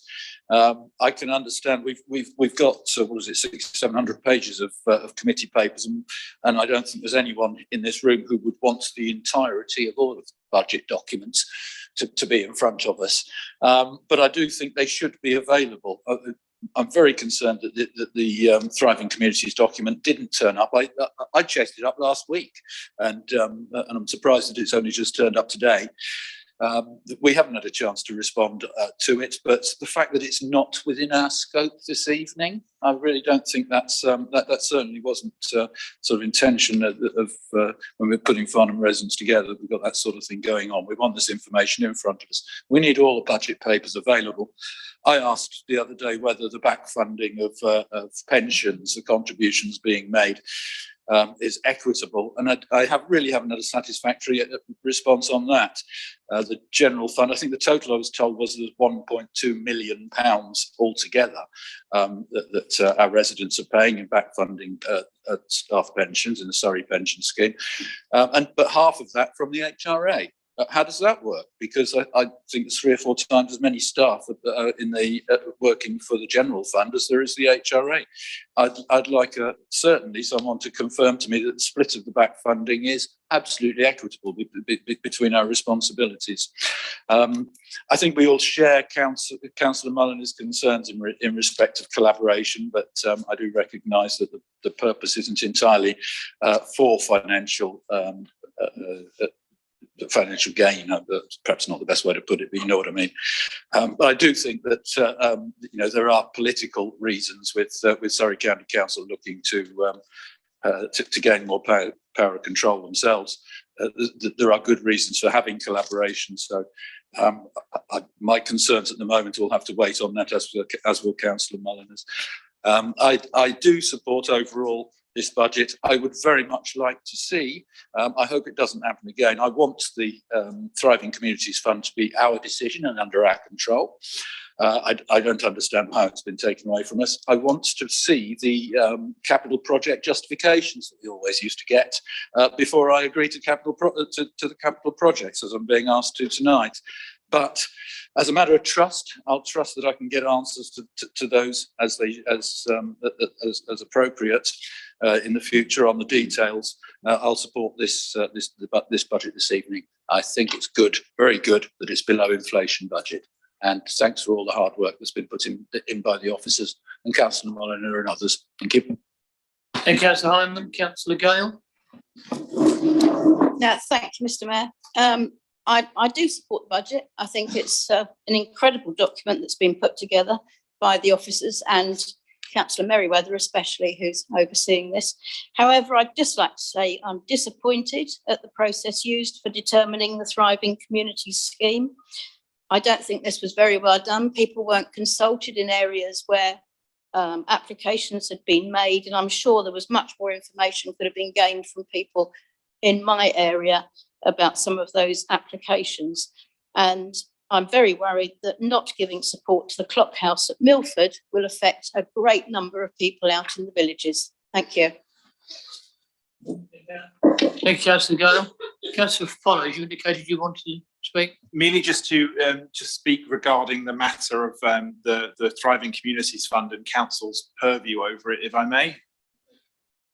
Okay, you will be able to obviously mop up. I can wait till the end if not, but I might just assist in the debate at this point. Carry on this point. So firstly, just to say, obviously council does have full remit to determine any part of the budget. The sovereignty of council is paramount when it regards to this sort of thing.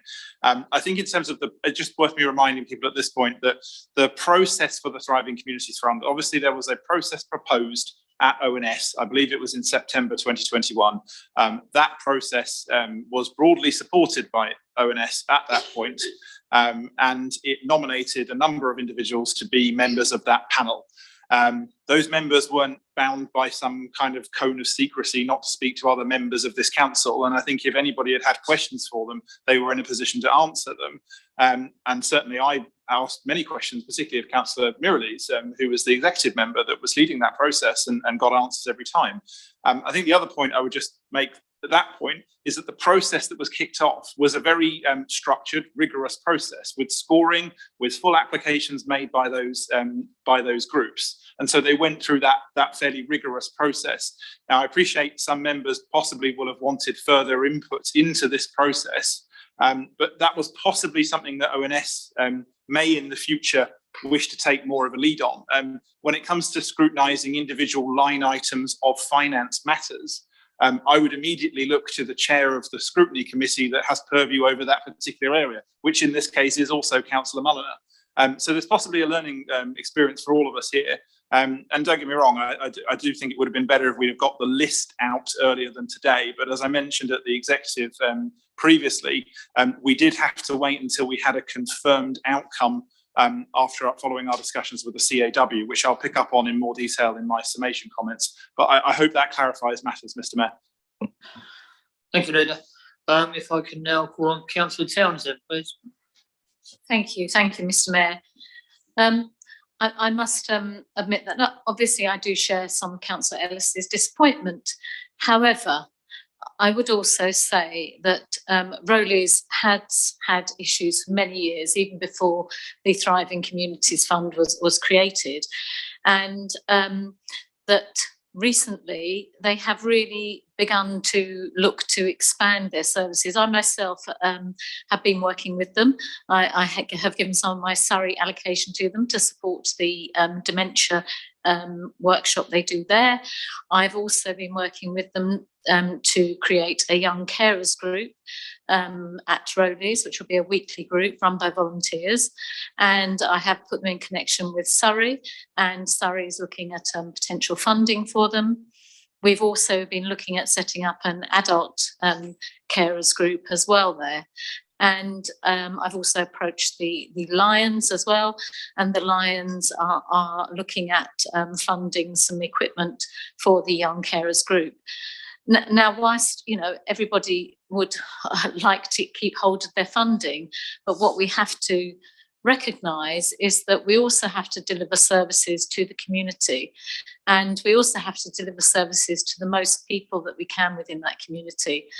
And unfortunately, numbers at Rowley's have been affected, and that was affected prior to the pandemic. And there are underlying issues there which we're all aware of within the community, and that are now hopefully being addressed. And whilst the Thriving Communities Fund is new, and there will be things that we will learn from doing it, previously the previous agreement was the SLAs was run for 10 years. The SLA organisations had not reapplied for their funding, and it was just rolling over. And other organisations, it was almost like a closed shop. Other organisations that were wanting to apply for funds, it was really difficult, if not impossible, to try and get that funding. And the Thriving Communities Fund is trying to widen out that scope. And I do commend the work that was done by the Working Party under Councillor Mirrlees, and they had a member from Surrey involved in the group as well, and they did go through each of the applications and decided as a group what to put forward. So whilst any reduction in funding is disappointing, I do think, and I do hope that with help from the community and with a reinvigorated Rowley's, that we will see it potentially in a much better place in the future. Thank you, Mr. Mayor. Thank you, Councillor Townsend. Thanks, Councillor Coburn. Thank you, Mr. Mayor. I'm going to come back to the MTFP, if that's okay. We seem to have gone off at a tangent a little bit. I'm actually going to raise the question of the risk to this matter on planning. Whenever I raise issues about planning, I always get a history lesson from the leader and Councillor Townsend, blaming me for everything that's failed in planning since the Great Fire of London. But I am actually going to carry on regardless of the abuse, which I know will come back, because I shall say again, and I shall say it long and often, that the maladministration of planning by this administration over the last 3 years has put an unnecessary risk. It's highlighted on page 59 of the papers on this budget. As soon as I read the alarm, that on page 59, the alarm bells rang. The risk from costly appeals and judicial reviews. It's listed there in black and white, and it is a huge risk to this budget. As far as I can work out, always difficult to get the individual figures, we've spent around 250,000 recently on appeals. And they're appeals that we couldn't really defend because at the moment we have no local plan in place and we have no 5-year housing land supply. And therefore, we are defending the indefensible, and it's costly. If you add to that the failed purchase bid on Dunsville Park, another £82,000, you can see we're getting upwards of £300,000 on these recent matters alone. Today, we've submitted, presumably the last day, the request to judicially review of the Hollyhock appeal. I have no idea of the preliminary costs for that, but there will be a cost for all the work involved. And then, of course, if we go into court, we just don't know. The costs could be absolutely astronomical. And what worries me, seeing what's going on in Farnham, and I'm sure it's going on elsewhere in the borough, I don't know how many appeals we're going to have to defend over the coming 12 months. There's already 4 floating around Farnham, all of which will need to be appealed. I can't believe they'll be allowed, but who knows? We have to, granted, I should say, rather than allowed. I have no idea when they come into the appeal system. And at the same time, we seem to be shoveling out huge quantities of money defending, as I said earlier, the indefensible. And yet we're still trying to squeeze the planning department at a time when obviously it is struggling. £85,000 of transformation savings for a service that badly needs to improve strikes me as a really tough target. We know that the types of application have changed And we know that these house order applications, they take a huge amount of time, officers' time, they produce very little money. I sincerely hope that the pre-application fees works. I want the planning system to work. I don't want it to not to work, but I really do think that the risks to this budget at the moment of the number of appeals that we are going to have to defend means that this is very, very risky indeed. And we've just decided to judicially review one appeal in Orford. Do we do the next one? Where does this end? And I really do think that we need some serious thought on how we're going to address the risks to this budget that the planning system and the lack, if you like, of planning documents proposes to this MTFP. Thank you very much, Mr. Mayor. Thank you, Councillor Cockburn. For those of you, there were several left the room just now. What I intend to do after we finish this particular item, we'll have a comfort break for 5 minutes. If I could now ask on Councillor Else, please. Thank you, Mr. Mayor. I would just like to, as a point of personal explanation, and also hopefully in some sort of explanation to my colleagues here, when I agreed to sit on the ONS, on the panel, as the contributor from ONS, it was not explained to us exactly what the system was going to be. So we did not enter it. I did not enter into it knowing exactly what the system was going to be. It was a very, very complicated, long drawn out system. I had agreed to take part, and therefore I fulfilled my obligation in that respect. The leader is not correct in his assertion that we were not asked to keep the findings and the results confidential. We were. I certainly was asked to keep it confidential. And because this is a non-partisan process, I agreed that that would be what I would do. And I have done. I have not divulged anything to my fellow Conservative colleagues because I was asked not to, and it was a non-partisan process.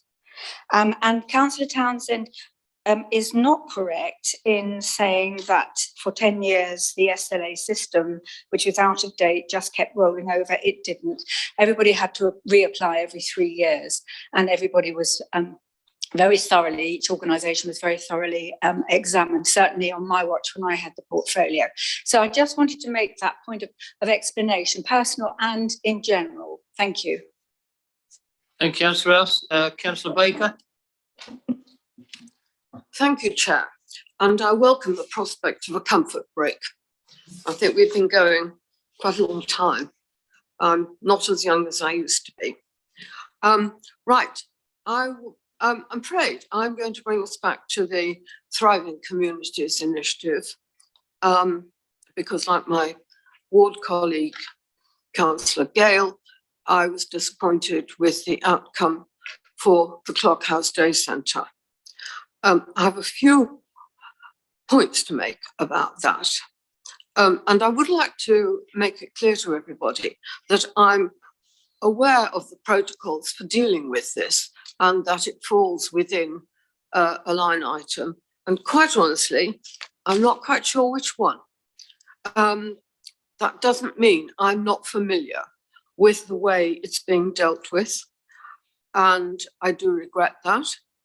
But I think that there were ways round the disbenefits of having a selection panel.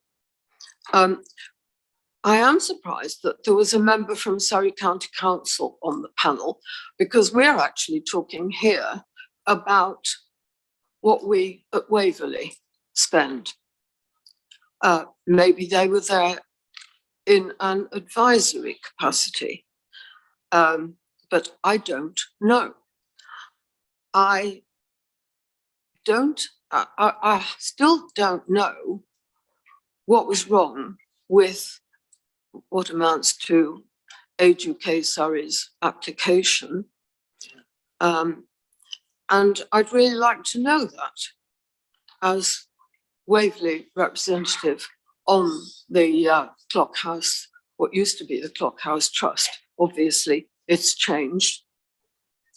And I think if you're going to have a panel making these decisions in response to applications from organisations, that what would be helpful would be if people on the panel could have borne in mind that local members are useful at filling in the gaps between the lines. And I think that has been a deficiency in this process. I just think that as councillors who want to do the best for the whole borough, that we would have been very ready to give information where we thought it was needed. About the Clock House, I'd like to say it's different from all the other day centres I know in Waverley. It serves not just one village, and that has been its strength. It is necessary to have, I think, one centre in one place, which is providing for a whole load of other villages, because very often the small villages really do not have the critical mass, if you like, to support an individual day centre for members. So I think the Clock House has served a particular need in rural areas. I'm also mindful that I serve Waverley, not just representing Milford, but actually, as the Constitution states, looking to do the best for the whole borough without prejudice, and also to do my best for everybody in my particular ward, regardless of their political affiliations or who they voted for. So I'm just flagging up that I would like to hear more about the reasons for awarding these grants to certain organisations and not others, because I just don't know how I can defend the decision to Milford people and other village people who have been served so well by the Clock House hitherto. Thank you, Mr. Mayor. Thank you, Councillor Baker. Councillor Miranese. Thank you, Mayor. I just want to clear up a few things about this Thriving Communities Commission. The fund is there to pay for services. It was changed from the original SLAs, which had a general pot of money that went in to cover all sorts of general running costs like salaries, utilities, etc. The data showed when reappraising the SLAs that visitor client numbers at some of the centres, for example, were in serious decline and fewer people were benefiting despite our funding remaining the same. We felt the model was unsustainable and outdated, and we were also aware of a growing need amongst young people that needed to be addressed. The officers spoke to all the organisations and encouraged them to start thinking differently in terms of their provision and gave them ample time to prepare for those changes. I myself went and met everybody at those day centres, and I do feel, and I don't wish to be disrespectful, but Councillor Ellis, you spoke to us when I went to see you, and you were one of the first people to tell us how the situation at that centre was failing. Waverley are in touch with all the centres that might feel they are struggling, and they're helping them as much as they can. However, it is not down to Waverley to run these organisations. This is discretionary funding to support the communities, so they cannot be the ones who are relied on entirely for their survival. It is down to them. It's that they are their own business. With regard to the Clock House, the Clock House was in such a bad way in terms of its reserves, in terms of what it was providing. We were extremely lucky that Age UK turned up. Now, we weren't told about this because it was kept quiet between the trustees and Age UK themselves. It was confidential. We didn't know until quite late on, until about October. But we breathed a sigh of relief because when we sat down at the panel, And we saw how much money we had to hand out, and we saw how many organisations which were extremely worthy outside of the day centres, and they're not like for like. We realised that we were very fortunate that Age UK were going to have a look, and they didn't go into it blindly. They got plenty of muscle, they got plenty of reserves, and they were going to start trying to do something about the clock house and save it. I think it's unfair to think that we don't care for the borough or that we didn't talk to people. I actually went and made a real effort to do that.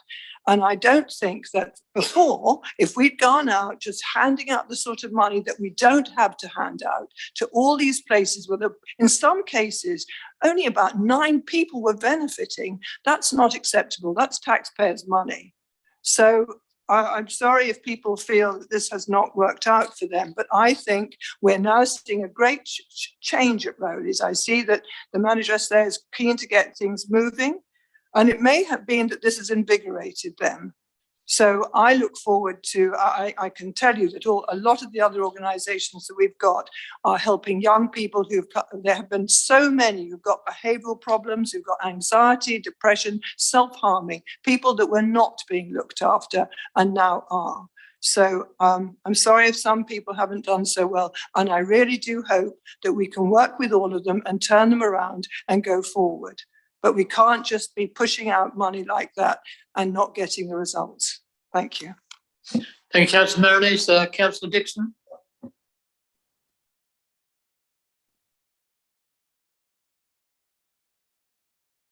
I apologise. I thought I can't see at the back. Sorry. Yes. Thank you. Councillor Martin. Thank you, Councillor Martin. Sorry. I have to applaud the new Thriving Communities Fund. Over a number of years, the same recipients have been awarded service agreements without putting any change or any more effort in. After COVID, we have to be more efficient and creative with the budget and widen the scope for applicants. I'm glad to see provision for youth and adolescents and children within the borough, the group which has suffered greatly during COVID, and I'm sure these new agreements will help to improve their lives. Thank you, Mr. Mayor. Thank you. I have no more hands. Councillor Merriweather, a late hand. I'm sorry, I was just going to respond to some of the questions, that's all. Happy to do that. Yeah. Let's do a bit and then I will sum up and we can close. That's right. Okay, then we'll count this the last 2 speakers, please. Then Councillor Merriweather, then followed up by Councillor Follows. Unless there's anybody else. Councillor Mullen, you've spoken. Yes, it's as a point of personal explanation, Mr. Mayor, as Councillor Follows honoured me by referring to me in his answer on this. One of the difficulties with the new overview scrutiny situation is that we don't actually know what the full terms of reference are. And it certainly came as a surprise to me to learn that the Thriving Communities Fund fell into the policy remit. I thought it was more likely to be services, but having checked the 2 agendas, it hasn't cropped up yet with anyone. Clearly, we should look at it and find out who should be looking after it. Thank you, Councillor Mullen. In that case, then if I go the last 2, Councillor Merriweather, followed by Councillor Follows to sum up. Thank you, Mr. Mayor. I really wanted to answer some of the questions, which I think will be appreciated, I'm sure. Carry on. So starting with Councillor Mulliner, I'm profoundly sorry that I have given him the impression that that the budget strategy working group to me didn't add value. I've lost count of the number of times I've referred to all of its pillars, and in actual fact, in my remarks earlier on, I mentioned the commercial strategy, business transformation, I mentioned the property investment strategy, all of them, I honestly can't remember any time where I've said that I didn't think it added any value. But in a similar vein, I'm sorry to hear him describe £750,000 of annual savings as paltry, because if he produced that number as part of his budget strategy working group, it would have been one of the largest single pillars in the budget strategy that he's rightfully proud of. So it's not, I don't think it is paltry. It is not a number plucked out of thin air. It did come from the advisors, and we will be working jolly hard to achieve it. A little bit of professional scepticism is absolutely fine, but I wouldn't want to write it off before it's even got traction. And particularly in some of the comparables, I think East Hants, even though they are divorcing, were very proud of the financial savings that they managed to accomplish while they were joined up. And I'd also just like to caution against giving, very general, broad brush sort of numbers. In industry, they wouldn't even bat an eyelid to try to achieve, a 20% saving. I think I can't imagine any industry, any business that wouldn't go after a fraction of that if they saw that the cost was going to give a benefit. I'm going to skip over, if I may, the various contributors who talked about thriving communities, because, as I say, this budget simply allocates the pot of money and does not determine how that pot is to be allocated. Coming quickly to Councillor Martin, I think I'm afraid there's a bit of confusion here about price rises and improvements in yields. It's quite possible to get an 18% improvement in yield without adjusting a price. Frankly, if you've got 2 car parking spaces and one of them is empty, one way to double your yield without changing any price is to get a car in the other car parking space. And that's precisely what we're trying to do. The whole point of the strategy is to utilize the spaces that we've got, nudge long-term parkers towards long-term spaces, get those spaces actually delivering a yield where at the moment they're sitting empty, and encouraging churn for the benefit of the retailers in those car parks where it used to be the case that you couldn't find a space for love nor money at any price. If I can then just specifically to Councillor Hyman, I do appreciate the support, but I did think that I had told you about the pension back funding, which is £1.8 million. 35% of that, £650,000, is allocated to the HRA, and it is done on a headcount basis. Councillor Coburn, yeah, there is a risk about planning costs, planning appeal costs. They are one-off. Councillor Coburn asks, when does it end?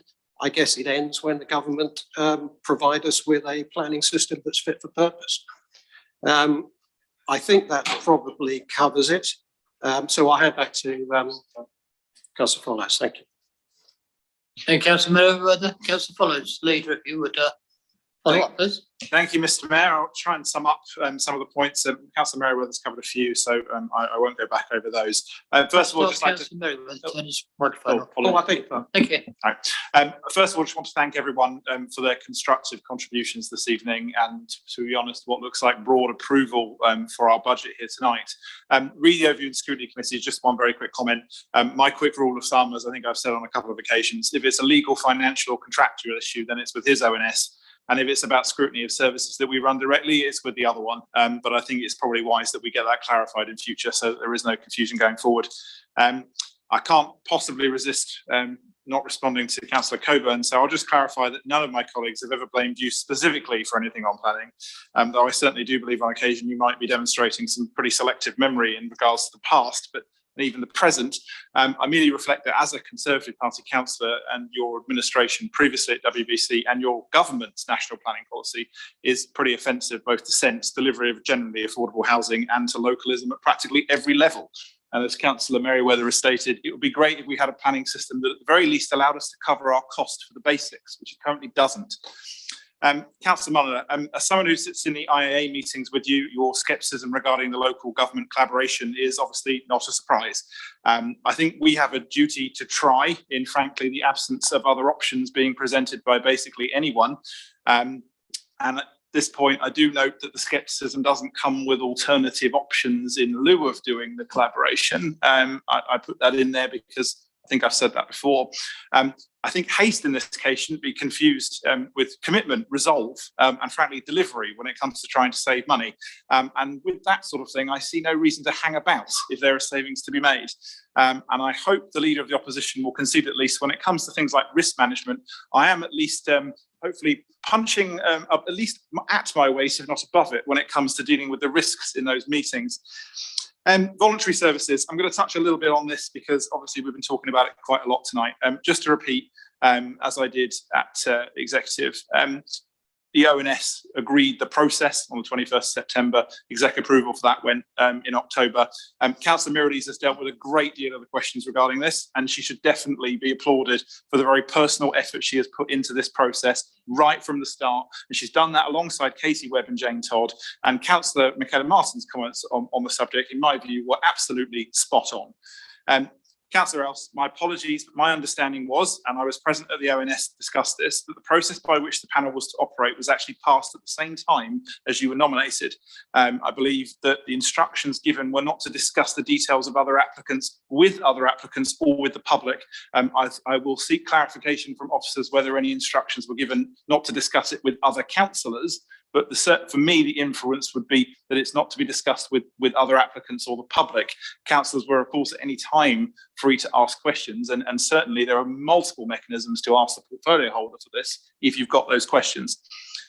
Councillor Baker, Surrey County Council were there predominantly in an advisory capacity, but also to ensure that funding was discussed in the round, so to speak. And in regards to the Clock House generally, I believe that their existing reserved status was also a material consideration, as Councillor Mirrlees alluded to. And I think that's worth considering as part of this. I will make the offer now for Councillor Mirrlees and I to go through with both you and Councillor Gale the specific process for allocation of them to the Clock House in terms of how that decision was reached and the scoring process, if that's something that you'd be interested in doing. I'll just quickly cover the CAW because I'm the link member for that, which is one of the reasons I was in that particular discussion directly. It's interesting that it's stirred up quite a few members of the opposition. I would have loved to have heard such concerns, particularly from Councillors Goodrich and Mulliner, when Surrey County Council slashed the Children's Centre in Hazelmere, or completely butchered the one in Godalming, or stripped the one in Farm to practically nothing, and hit some of the hardest and most in need communities in this borough. I don't recall hearing from any of you at any point on any of those far more serious issues. Now, as I've said to you offline, were I in your position, hearing some of the rumours from a number of sources, I actually probably would have reacted exactly the same as you, and I certainly would have asked some of the questions that you asked. The issues that the CAW has, and as I've alluded to in my letter, are pretty significant, but they're also quite a lot wider than our relationship with them. Many, in fact, relate to government funding that has in fact been reduced. So the DWP funding that they're talking about, for example, in my view, might be the first example of some levelling up. This is actually affecting Surrey by money moving out of the county in various different ways as part of that process. The ring fencing of the Surrey portion assumed a number of things that don't stand up to even a first pass. Firstly, that there's a uniquely Surrey resident in Waverley that is not somehow also a Waverley resident. Secondly, that Waverley didn't also want the CAW to provide debt advice. And finally, that there isn't part of the funding from Surrey that would also contribute to their core costs. And comp funding has been proposed specifically to help them address some of their wider issues and their transition costs. And it's also worth noting that really some of those issues are actually wider and belong to central government. So I think I've dealt with all the questions that Councillor Merriweather hasn't already covered, particularly in regards to car parks. So I'll finish as I start in this case by saying that it does seem to be wide and general approval for this budget. And I want to repeat my thanks to the officers that have produced this extremely comprehensive document that have factored in some of the most serious circumstances in terms of external pressures that any council has faced. We are not in the position of, say, Surrey Heath, where councillors are wondering where £40 million has gone. We are not in the position of, say, Woking Borough Council, where the council tax levy barely covers the interest on all of the buildings that they're doing. We are in the position where we have got good corporate management, we've got good financial management, and the result of that is before you in the form of this document. And so I once and for all commend this budget to all of you and ask for your support this evening. Thank you. Thank you, Councillor Follows. Councillor Goodrich, just a point of order. Yes, I did ask the question about the Waverley's Containment Outbreak Management Fund. I don't know where it is, what it is, how much is in it. It doesn't appear anywhere in the papers unless somebody can enlighten me. Thank you. If I might ask Councillor Merriweather to comment on this one. Councillor Merriweather, if you can answer that, please do. That's a challenge. I might actually have to ask Graham to do it, but my understanding is that it's government money that we administer as an agent. It's not our money, which is why it doesn't appear in any of our budget papers. Graham, if you could, I think it also comes. It comes to us from the government via Surrey. Yes. Yeah. So I could ask you to. So it's not a part of our budget. It is just money that we are, like so many other things, asked to handle for other people. Mr. Mayor, yes, absolutely correct. It's money that's come through to support the impact of COVID, in fact, to manage the outbreak. And we do that ourselves and through other organisations as well. And the money does come through Surrey to us, and then we have the discretion on how we allocate it. So we assess the priorities. And in this case, we are using the funds through the community organisations that we are partners of. Thank you, Mr. Mayor. Exact clarification. In that case, Leader, if you could move recommendations, please. I'm again pleased to move the recommendations on behalf of the executive and would urge all members to support it. Thank you, Leader. Now, there is a legal requirement that our decisions on setting the budget, as the general fund budget and the HRA business plan, are taken as a recorded vote. Are there any objections to taking the 7 recommendations on the general fund budget on block? I see no objections. Thank you very much. In that case, we will take the recommendations together. And if I could have a count, please, and a recorded vote for all of the recommendations on block. Thank you, Louise. Thank you, Mr. Mayor. Councillors, when I call your name, please confirm whether you wish to vote for, vote against or abstain. Councillor Baker. RIP Councillor Adams, who always used to be the first person to be called. And I think it's appropriate to remember him because it's in the small ways that we remember people who are no longer with us. I am voting for the all 7 items taken on block, despite reservations. Thank you. Councillor Beeman. For. Councillor Blishen. Sorry, I didn't catch that. Thank you. Councillor Clark. For. Councillor Coburn. Abstain. Councillor Costa. Abstain. Councillor Darcy. For. Councillor Denis. Councillor Deer. Abstain. Councillor Ellis. Abstain. Councillor Jenny Else. Abstain. Councillor Follows. For. Councillor Forozeski. With many reservations, for. Councillor Gale. Similar with reservations, but for. Councillor Goodridge. Abstain. Councillor Hegan. For. Councillor Henry. With reservations, for. Councillor Hess. For. Councillor Howard. Abstain. Councillor Hunt. Councillor Hyman. For. Councillor James. An unhappy for. Councillor Keane. For. Councillor Knowles. Abstain. Councillor MacLeod. For. Councillor Penny Marriott. For. Councillor Peter Marriott. For. Councillor Michaela Martin. For. Councillor Peter Martin. Abstain. Councillor Merriweather. For. Councillor Mirrlees. For. Councillor Mulliner, 4. Councillor Neal, 4. Councillor Nicholson, Councillor Palmer, 4. Councillor Potts, Councillor Reid, 4. Mr Mayor, Councillor John Rabini, 4. Councillor Seaborn, 4. Councillor Liz Townsend, 4. Councillor Philip Townsend, 4. Deputy Mayor Councillor Ward, 4. Councillor Wicks, 4. Councillor Williams 4. and Councillor Wilson. 4. Thank you, Mr Mayor. That's 34 for, none against and 11 abstentions. In that case, the motion is passed. It's now 9:15. I will call a 5-minute break, but please make sure you're back in 5 minutes. That's 20 past, and then we'll take it from there. Thank you.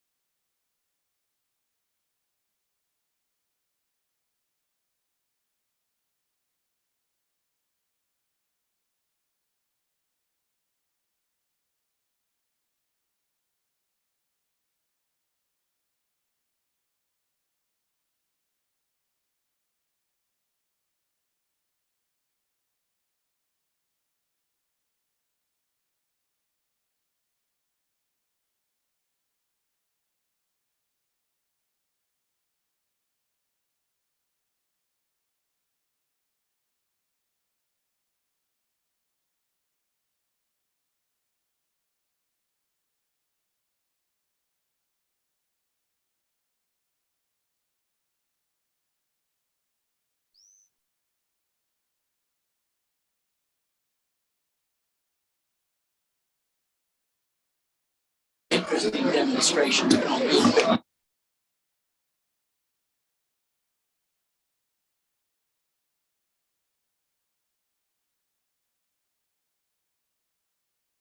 Can we resume our seats, please? It is 20 past.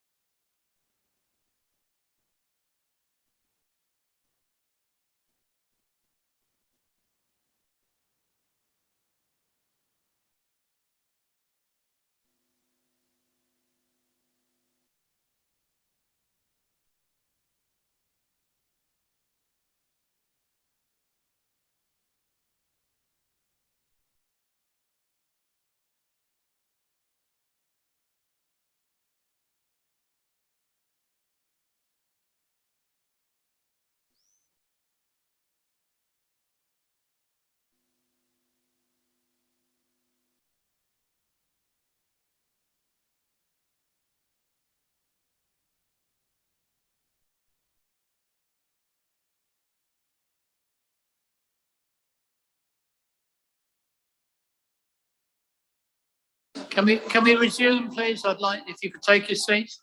Can somebody ask those outside to come in?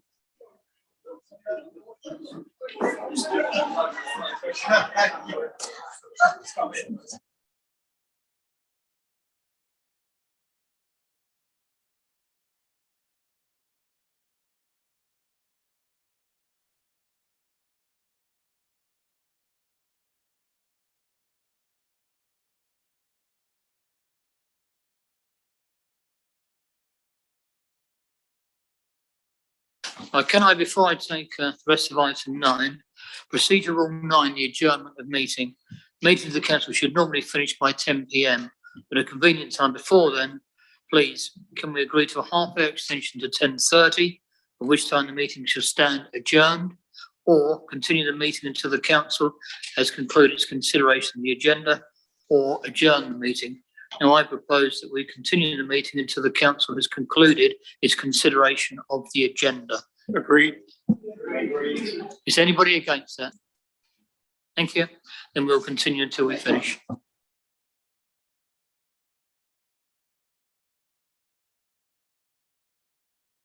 Right, if we can now continue then, please. It's item 9.2, the Housing Revenue Account Business Plan, Revenue Budget and Capital Programme of 2022-23. If I could again turn to the leader, please, to introduce the HRA Business Plan. Thank you very much, Mr. Mayor. I'm sure you'll all be pleased to know that I'm going to try and make this introduction a little shorter as my feet also slowly freeze. And before I hand over to other members of the executive for further comment, I wanted to take this opportunity to mention and give recognition and to champion the work of the new Housing Landlord Services Board for their input to this strategy. As someone who has lived in social housing for a great deal of their childhood and whose parents are social tenants elsewhere in Surrey, this area of our work at Waverley resonates with me deeply. And for the first time now, we have representatives of the tenants panel included as full and equal members in a meeting of council here at Waverley to discuss these core issues. This has been invaluable, and I have no doubt it will continue to show its value for years to come. Increases in rent are something that nobody really wants to do, and certainly this is where the first meeting of that new board started.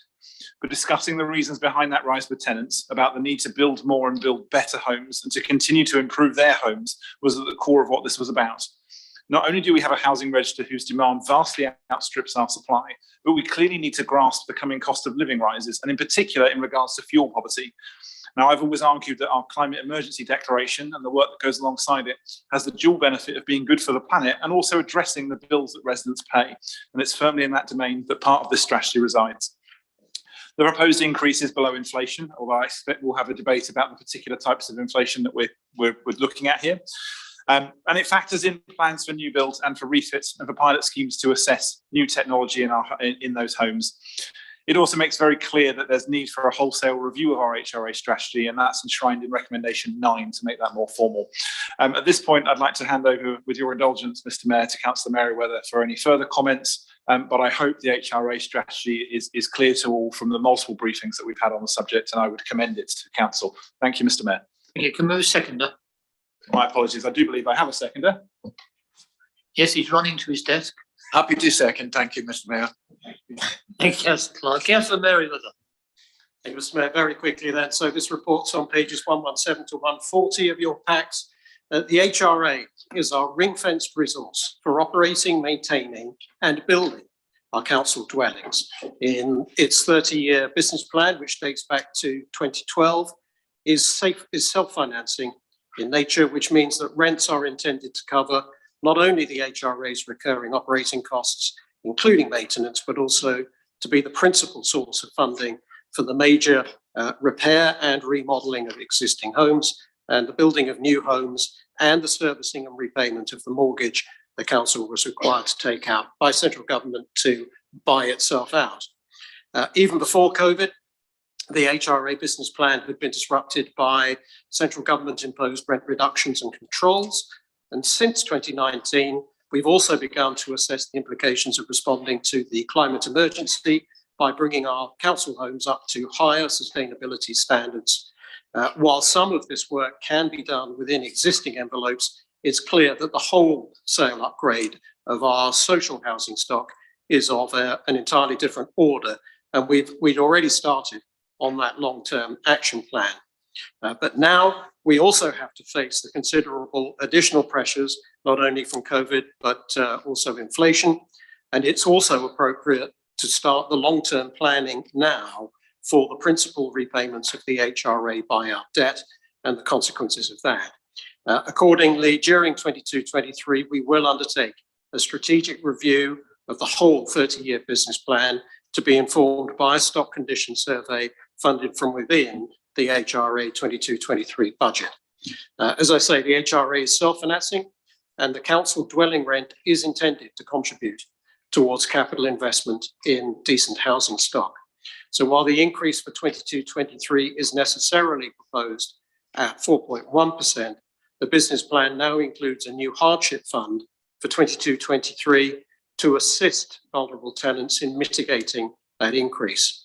It's difficult to predict now the demand on that hardship fund, and therefore, while the budget currently provides for £30,000 per year, we are prepared for it to need to be up to £100,000, and it will be monitored closely during the year to enable adjustment as soon as necessary, if it is. So we're very grateful to colleagues and especially also to the members of the Landlord Services Advisory Board, whose invaluable feedback is reflected in the recommendations. I believe Nick, Councillor Palmer, would like to add a few words as the PFH, so I'll hand over to him. Thank you. Thank you very much. Yes, on Very well, the, can you turn your... oh, sorry? Councillor Palmer, carry on. Yes, some of the issues raised in the HRA strategy are ones which have been commented on by our colleagues across all the parties, and I think it's entirely appropriate that we have the general review, which Councillor Merriweather has referred to.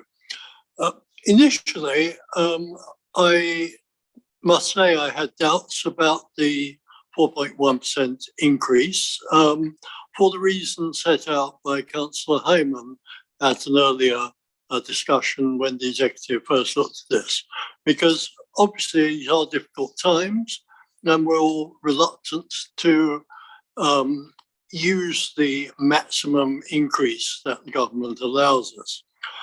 The reason why I was persuaded is set out on page 125 in tables 8.3 and 8.4. If we look at what would happen if we had 3% increase, a two-bedroom home would save £1.33 per week, but we would lose £317,000 from the balance. And for the reasons that my colleagues have already set out, we have real demands on the HRA accounts both for improving existing housing and for remedying the real shortage of affordable and social housing that we have in this borough. So I came to the conclusion that instead of having a general increase less than the maximum, we really ought to be doing more to help the people who are particularly in need. And I particularly welcome, therefore, what Councillor Merriweather has set out, the possibility of going up to 100,000 for cases of hardship. We are working on how application for that should be processed in a transparent and fair way. And I encourage councillors from across the council to draw our attention to particularly difficult cases where our help may be needed.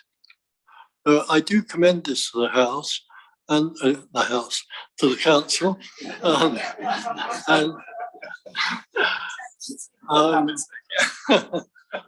slip of the pen. And I very much welcome input during the review from councillors on the most effective way forward in the interests of our tenants and future tenants across the borough. Thank you, Councillor Palmer. Now we're open to questions. Councillor Townsend, I think you were first. Councillor Keane. Thank you, Mr. Mayor. Well, I was included in the decision making for this rise in the rent, and I think we are all very unhappy that we have to do this, but we all know that we have to provide extra housing, and there is the ongoing cost, as was said, about housing repairs. But the one thing I would like to say is that having members of the tenants panel sitting with us to make these decisions was very, very good indeed. And they understood the reasons why it had to be done. But I'm also equally very, very pleased to see that we are looking after the most deprived people in our communities. We all know that there is deep deprivation in all of our areas. And I hope that those people will not be afraid to come forward and admit that they have difficulty in paying their rent. So I'm very happy to see this. And I thank Councillor Merriweather very much for all his input. Thank you, Councillor Keane. Councillor Costa. Thank you very much, Mr. Mayor. A very specific point I want to raise. I want to ask about some concerns I have about what seems to me to be some somewhat misleading and worrying data which is presented to us in respect of Oxford Ridge. If you look at Annex 4, which is part of the report on page 139, the budget shows £3.7 million of anticipated spend at Oxford Ridge, Site C, in 2022-23. The site, the last time I saw it, which was quite recently, is currently flat, awaiting any form of building activity. This, together with the fact that the forecast 2021-22 outturn spend on the site is only £500,000 against an approved budget of £2.3 million, clearly and surely suggests significant project delays. It's also of concern that the total scheme cost shown in the 2022-23 budget is 8.45 million. If you look at the data presented here for the previous financial year, that shows that that figure of 8.45 million has risen from a figure of 6.44 million. In other words, we have a project forecast cost increase of around 31% over 12 months.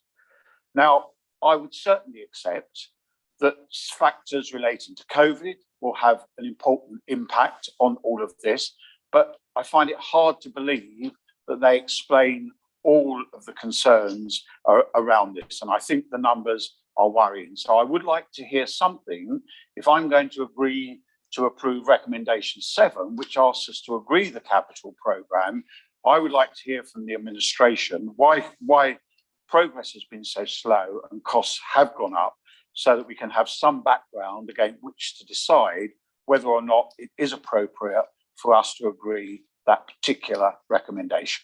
Thank you very much, Mr. Mayor. Thank you, Councillor. I think it's Councillor Hess. There was somebody near you that put their hand up. Councillor Hyman. Thank you, Mr. Mayor. I appreciate the comments of Councillor Palmer in respect of the that we have raised these issues before. We are driving inflation. I mean, the first thing we were told at the executive by Councillor Merriweather was that we're not going to drive inflation, and of course he was referring to the general fund, but it's precisely what we're doing in the housing revenue account. This council has a long and very sad history of using the very maximum, applying the very maximum in rent rises to our tenants, and that of course has resulted in the government having to peg back councils who, like Waverley, had done that for many years, but with above inflation rises, and they had to peg us back because the housing benefit costs the costs of the country in other ways, also fixing people into the benefits trap. The government stepped in order to introduce 1% reductions for a period of 4 years, I think it was, in order to try and straighten things out and minimise costs. But now we've been released from that, the shackles of that. We're back to inflation busting rises, and I'm fundamentally against that. I think for the people who are facing quite terrible increases in their energy charges and also extra taxes through effectively an income tax through after April from the government. I think that we should not be putting up that 1%. In actual fact, you see, that 1% we've been told is £317,000. I understand that actually 1% rise is about 100,000, 90 to 100,000 pounds. I don't know where the 317k came from in that table, but it doesn't work out. And I want someone to confirm now, please, to members, that actually that 1% extra above inflation amounts to about £100,000. If we look at so that's recommendation 1, I object to. Now, recommendation 4, the recharge for energy costs in senior living accommodation be increased by 50 pence per week. Where we're looking actually at the real cost probably being about £25 per month, so £6 a week extra within those. If you look at average energy costs, and we're increasing it by 50%, a tenth of what it should be. The people living there do not expect, they would not expect other tenants to subsidise their own energy costs. I'm quite sure of that. We have very nice people in our senior living accommodation. If we were to charge, if we don't charge those tenants, it's going to cost us £90,000. Other tenants are going to pay £90,000, and they're also paying over the top another £100,000 between them in order to do what we've been told is necessary. No, it's not. We haven't actually got a budget. We've got to sort it out yet. Why is it necessary? The council just wants to stuff more money into the account for our own projects, and we're hitting the most vulnerable people. I know quite a lot of them. We're hitting them the most, and I really think the council should think twice about this. I will be voting against one. If it wasn't for the time of day of the evening, then I would most certainly be putting forward a recommendation, an alternative recommendation of 3.1%, because I think this is totally unprincipled. There are a number of other issues within the capital programme which I'm concerned about. I really think that in principle we should not be applying an above inflation rent rise. So, thank you very much, Mr. Mayor. Thank you, Councillor Hyman. Councillor Goodrich. Mr. Mayor, just to clarify one point, the leader made it clear that he said this was the first time that the members of the tenants panel had been involved in the decision making. Just to remind that the tenants panel have been on the overview and scrutiny committee for years and have always been involved in dealing with the budget, being involved in having their say as to what should happen. So this is not unique this year that they've suddenly been involved. They have been involved in the past. Thank you. Thank you, Councillor Goodrich. I can see no more hands. So if there's nobody else who wishes to comment, then I'll pass on to the leader, please, to sum up. Thank you very much, Mr. Mayor. There will be a couple of points I might have to request assistance from Peter Vickers or Graham Clark just to clarify on a couple of matters, but I'll do the ones I can handle first.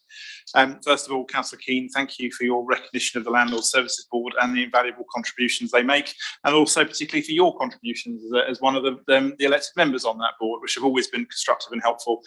And I would just suggest to Councillor Goodrich that he should possibly attend one of the Landlord Services Boards so that you can see the difference between the way that the tenants panel representatives engaged with the previous housing ONS and the way they engage with the new Housing Landlord Services Board, where they are in fact equal members, able to speak, vote and act in a way that is completely unhindered by the usual council processes, which effectively treated them as, yes, they were present, but they were always second class in the rooms, the councillors, in terms of being able to contribute.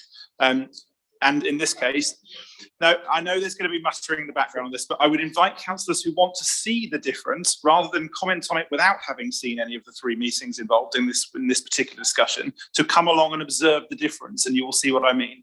At that point, I'll probably not comment on that one further. Councillor Hyman, we are obviously putting in significant provision in the budget against the very hardship you're trying to talk about. And as much as I think there is a duty to consider that hardship, and I think we have, there is also a duty to consider those who don't have an affordable home yet, for those who are paying an exorbitant amount of private rent somewhere like in Waverley and can't afford it, who are spending 40, 50, 60% plus of their income because there are no social houses for us to give them. So we have a duty not only to our current tenants in terms of the rent that they pay and the housing quality that they have and the structure of the building that they live in, but also to tenants that we don't have yet, who need a house, who need that provision. And at the moment, we need to build more of it and build it better.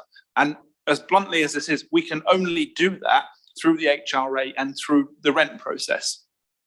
This was something that I think that members of the tenants panel, that was one of our very first discussions, where everybody came in effectively in a similar view to how you presented it. And actually, when we went through why it was happening, there's a tenants panel member in my own ward, Danielle, who actually was one of the people who contributed some of the specifics in the budget that ONS and even some of us had missed. She effectively was one of those people that spoke to me afterwards and effectively said, I now know why rent has to go up and I understand what it's for. And for me, that's exactly what the point of the Housing Landlord Services Board was, which was to try to illustrate why we have to do these things and that we're not just being cavalier about it, and that we have put in provision to deal with hardship. A point Councillor Keane made, and I think that is one that we do need to make sure that we follow up on and do our best with, even more that we do, is to ensure that people who are in need actually do come forward and apply for the money for the hardship fund. Because actually, I think the area where we may have issue is people that we don't know about that need to apply but haven't. And certainly that's an area that I'd like to explore further with the Housing Landlord Services Board about how we might actually try and more proactively find people who need to be applying for that hardship. I spent a decent chunk of lockdown 1 and 2 actually in this room and the one over there, working every Wednesday in the Godalming Community Store.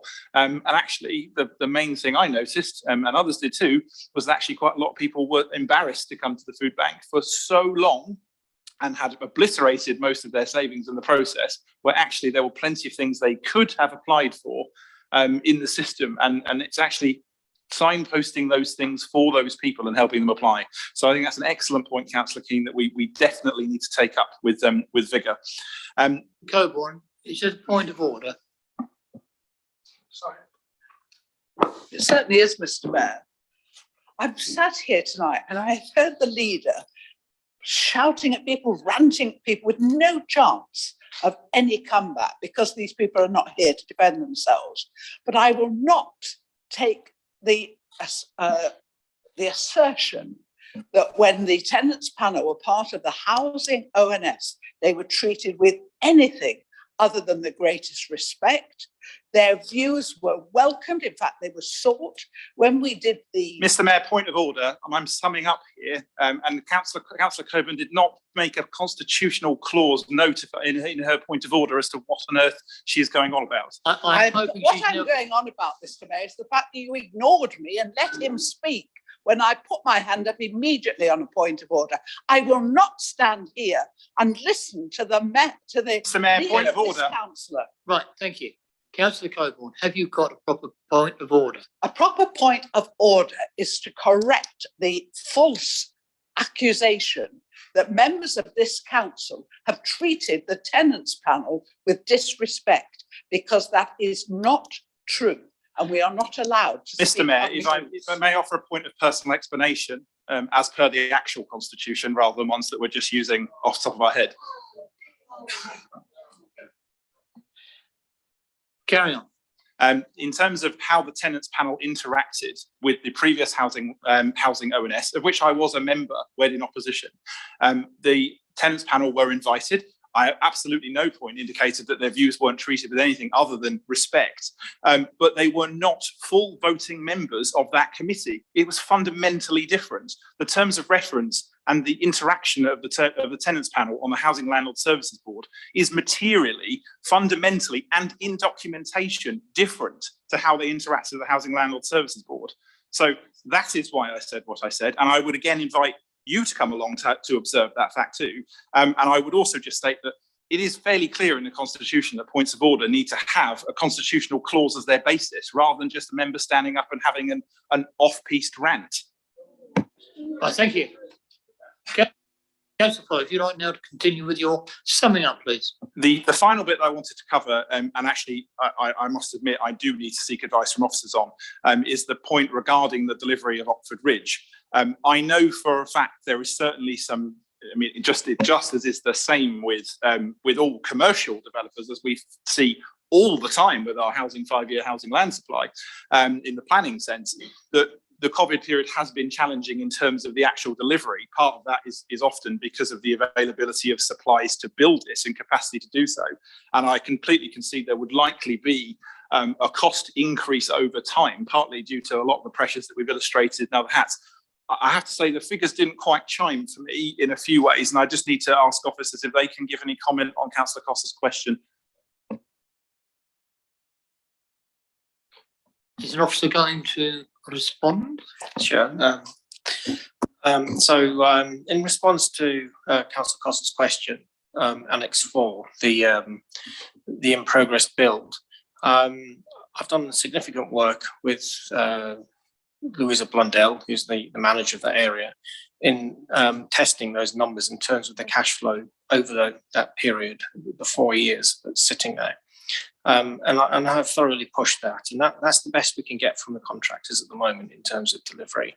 Now, you know, proof's in the eating, obviously, and there's lots of challenges to delivery, as we've heard, but that's the best we've got at the moment.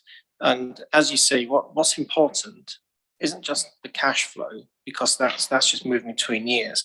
The key importance is that we're actually delivering within the cost envelopes that we have for those schemes. We know there's inflation challenge. We know we need to do more work on that because things are changing quickly out there in the market.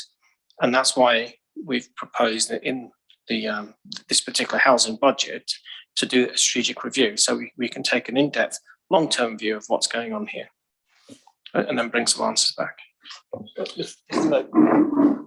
Mayor, could I just add to what Peter said, which is this evening council are being asked to consider and approve the budget. I am confident with that figure. What I don't have with me is an explanation of, or indeed an analysis of the figure that Councillor Costa referred to.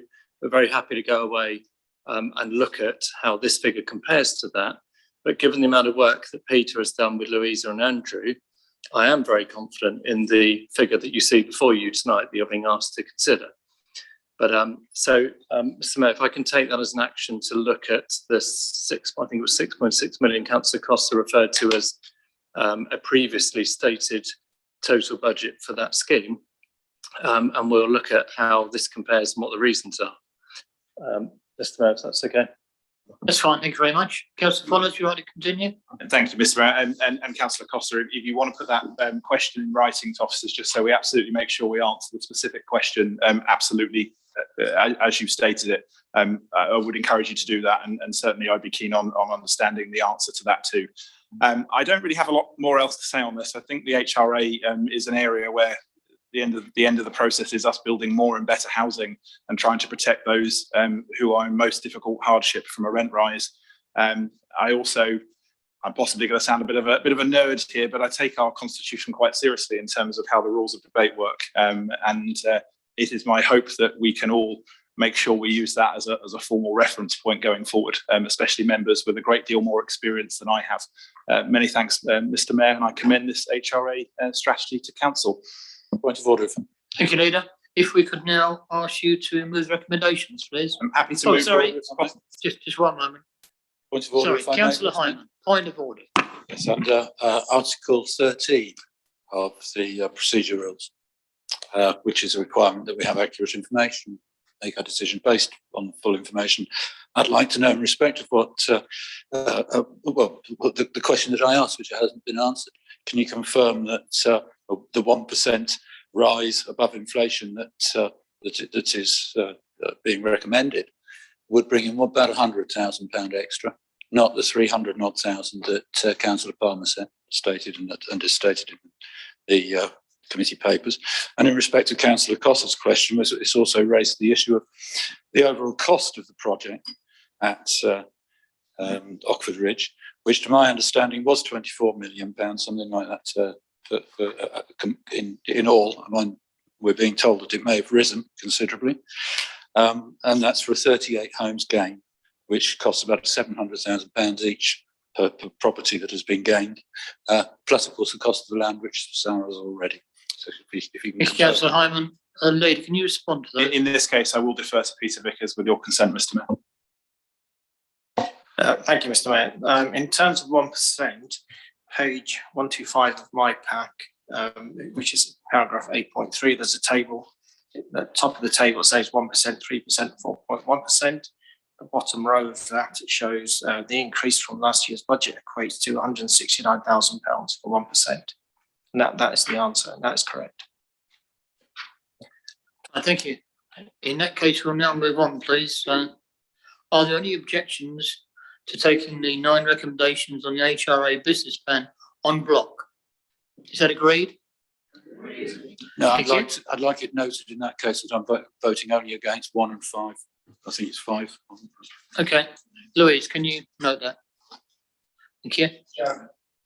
Could I also, on a very similar, if I might, Mr. Mayor, on a similar basis, I would like to vote against recommendation 7 for the reasons I've given.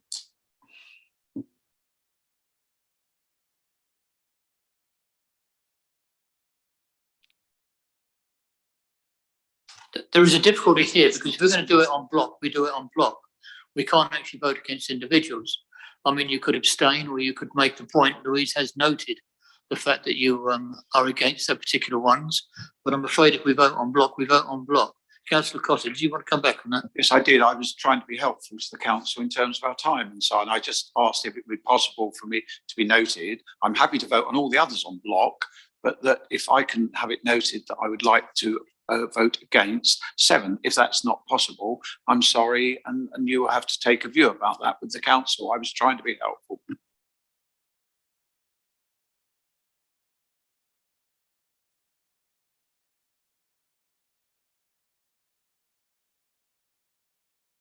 Right, so the vote will be on block. However, Councillor Cotter, what we will do is put in the minutes the fact that you and Councillor Hyman have objected, okay? That's what I was requesting. Thank you. Okay, thank you very much. In that case, Louise, if you could take a roll call, please. Thank you, Mr. Mayor. Councillors, when I call your name, please confirm whether you wish to vote for, vote against or abstain. Councillor Baker. 4. Councillor Beeman. 4. Councillor Blishan. 4. Councillor Clark. 4. Councillor Coburn. Abstain. Councillor Cossa. 4. Councillor Darcy. 4. Councillor Denis. Councillor Deer. Abstain. Councillor Ellis. Councillor Jenny Else. 4. Councillor Follows. 4. Councillor Forozesky. 4. Councillor Gale. 4. Councillor Goodrich. 4. Councillor Hegan. 4. Councillor Henry. 4. Councillor Hess. 4. Councillor Howard. 4. Councillor Hunt. Oh, is he gone? Okay. Councillor Hyman. Against. Councillor James. 4. Councillor Keane. 4. Councillor Knowles. 4. Councillor MacLeod. 4. Councillor Penny Marriott. 4. Councillor Peter Marriott. 4. Councillor Michaela Martin. 4. Councillor Peter Martin. 4. Councillor Merryweather. 4. Councillor Mirrlees. 4. Councillor Mulliner. 4. Councillor Neal. 4. Councillor Nicholson. 4. Councillor Palmer. 4. Councillor Potts. 4. Councillor Reid. 4. Mr Mayor. 4. Councillor Seaborn. 4. Councillor Liz Townsend. 4. Councillor Philip Townsend. 4. Deputy Mayor Councillor Ward. 4. Councillor Williams. 4. And Councillor Wilson. With one small reservation that I would point out that the housing benefit paid in the Farnham area for some geographic reason is a considerable amount lower than that paid to the rest of Waverley. So I would say that we need to keep an eye on those who might, in that area, get themselves in debt rather quicker than the rest. I vote 4. Thank you. That's 44, 1 against and 2 abstentions. Thank you, Louise. That motion is obviously carried. Right, we are losing members. If I can now go on to 9.3, which is the capital strategy of 2022-23, incorporating treasury management strategy and asset investment strategy. Again, I call on the leader, please, to introduce and move the recommendation from the executive. To begin with, I will move the recommendation, and I believe I do have a seconder for this, which is Councillor Merriweather. Very quick introduction. Item, of course, is partly a statutory requirement that we must produce annually, but it's also trying to incorporate some best practice and also manage our longer term strategic planning as a particular domain. We had a very constructive discussion on the item at ONS, and the recommendations made by that committee were taken on board by the executive as part of that paper. It is my hope, therefore, this is an uncontroversial document, and I will obviously hand over to Councillor Merriweather if there's anything further you'd like to add. Thank you, Leader. Yes, so pages 143, 202 of the pack. As the Leader said, this is a whole organisation approach to capital investment or expenditure and overall strategic planning, and is best described in the graphic, which is at item 2, annex 1 on page, I think it's 161 of the pack. We review, update and approve the strategy annually, and the substantive change for 22-23 has been the replacement of the old property investment strategy with the asset investment strategy. In line with new guidance issued during 2021, the new AIS doesn't focus on property investments principally for yield, but rather considers overall asset management and investment in property in support of our corporate priorities. Again, I'm grateful to members for all of their constructive comments and observations on the draft, and I'd note specifically that the recommendation was modified to recognise concerns expressed in ONS that the delegated powers be reviewed annually. Now, I have been asked specifically to cover 2 points. The first is more of a challenge than anything else, and that's to try to describe as briefly as I can internal borrowing. Internal borrowing is something that happens only in relation to capital spending. It's simply not within scope for revenue spending. Capital spending can only be funded from internally from our reserves or capital receipts or from borrowing, and obviously they can also be subsidised by external grants. As far as external borrowing or any kind of borrowing is concerned, obviously there is still a funding impact because our revenue funds have to bear the cost of servicing the debt, the interest, and they also get charged with MRP, which is our equivalent, if you like, of an endowment reserve for the repayment of the principal. Now, conventional external borrowing just doesn't make sense when we do have cash sitting on our balance sheet. And so internal borrowing is a mechanism that we are allowed to do to use that cash and borrow it internally from ourselves rather than go out and borrow it externally at possibly higher rates.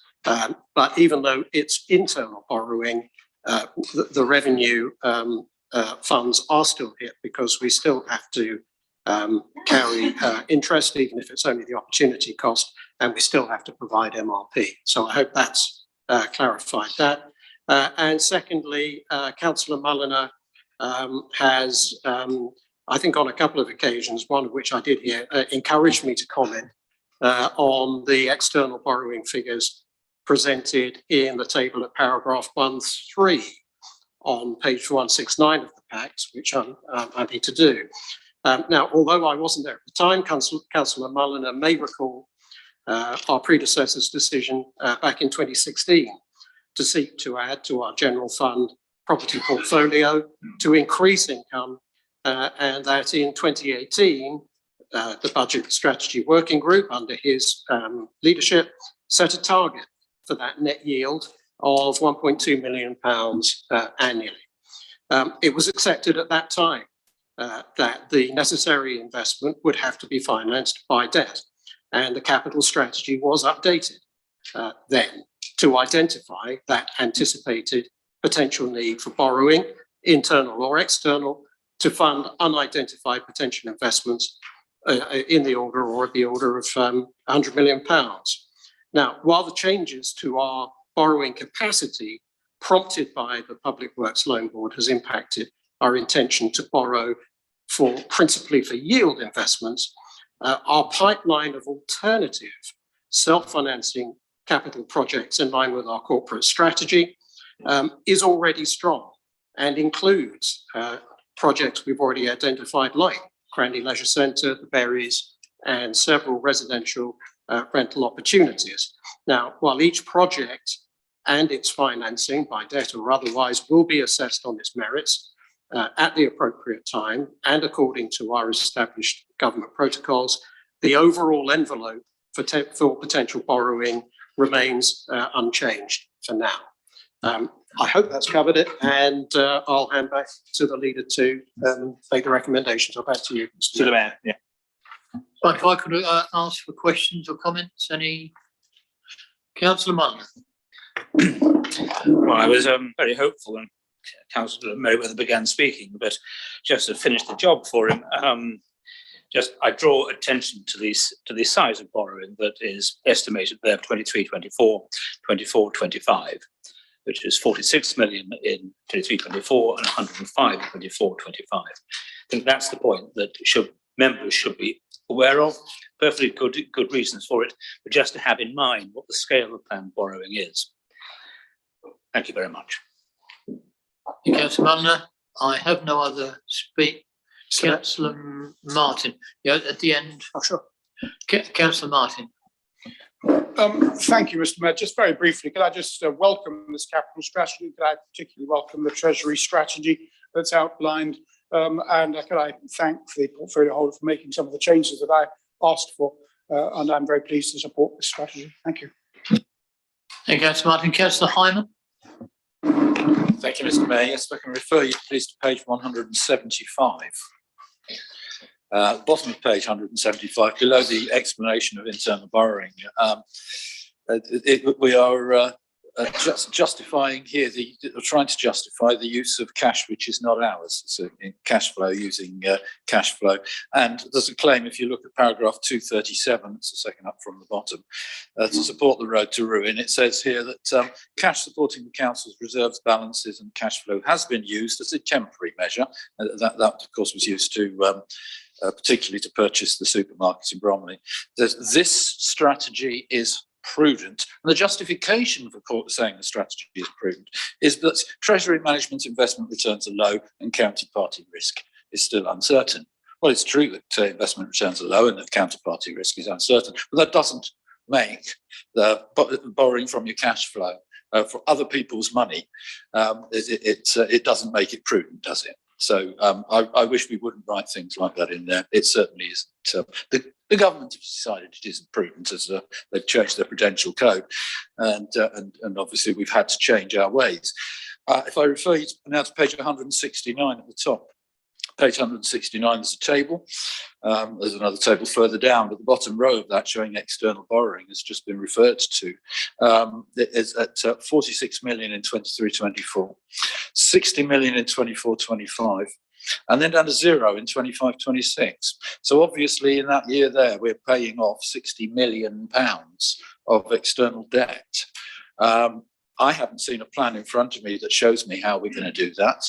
I can understand that £20 million of this is probably for Cranley Leisure Centre.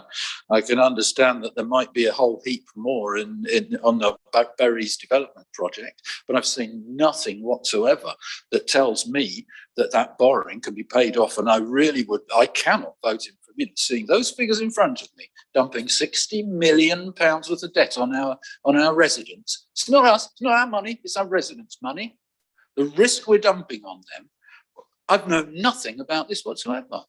I'm sorry, I probably missed something that's in there, but there are 700 pages nearly of this to read, and I'm sure everybody hasn't read all of them. I haven't seen in there where the justification for this is and how this is going to be paid off in 25-26, and I'd like that explaining to me, please. Thank you. Thank you, Councillor Hyman. If there are no others, then I'd like to pass to Councillor Merriweather and then Councillor Follows to sum up, please. Thank you, Leader. So in terms of the borrowing envelope, the £100 million, as I say, yes, this year that is estimated to be spread over 2 years, 23, 24, 24, 25. This document doesn't authorise that borrowing. It simply recognises and notes that that we anticipate, if our capital investment strategy goes according to the plan expressed elsewhere in the report, that we intend now to fulfil that capital investment through borrowing, because we don't have the other resources. The way the table works, that actually simply talks about the new debt that is being taken down. So at the end of 24-25, external borrowing, we will have just north of £100 million. It's not saying that that debt will be repaid at the end of 24-25. As with our HRA, this is borrowing that will go on for decades and be provided for in our revenue accounts through self-funding, because the assets that we are investing in will be self-funding and will be paying for themselves. Otherwise, we wouldn't be able to do it. And as I say, those particular specific investments, this aspiration will crystallise on a case-by-case basis as the individual projects come up for approval in accordance with the governance that we've already set. And it is no surprise, or should be no surprise to anybody, to see this concentration of spending that has been there since before this administration, when the property investment strategy was set up. We have always, for our account, observed both the letter and the spirit of the rules about borrowing, internal borrowing, external borrowing, MRP, The rules have been changed for us, but not through our own fault. But we're adapting to that, and I hopefully will continue to do well. Thank you.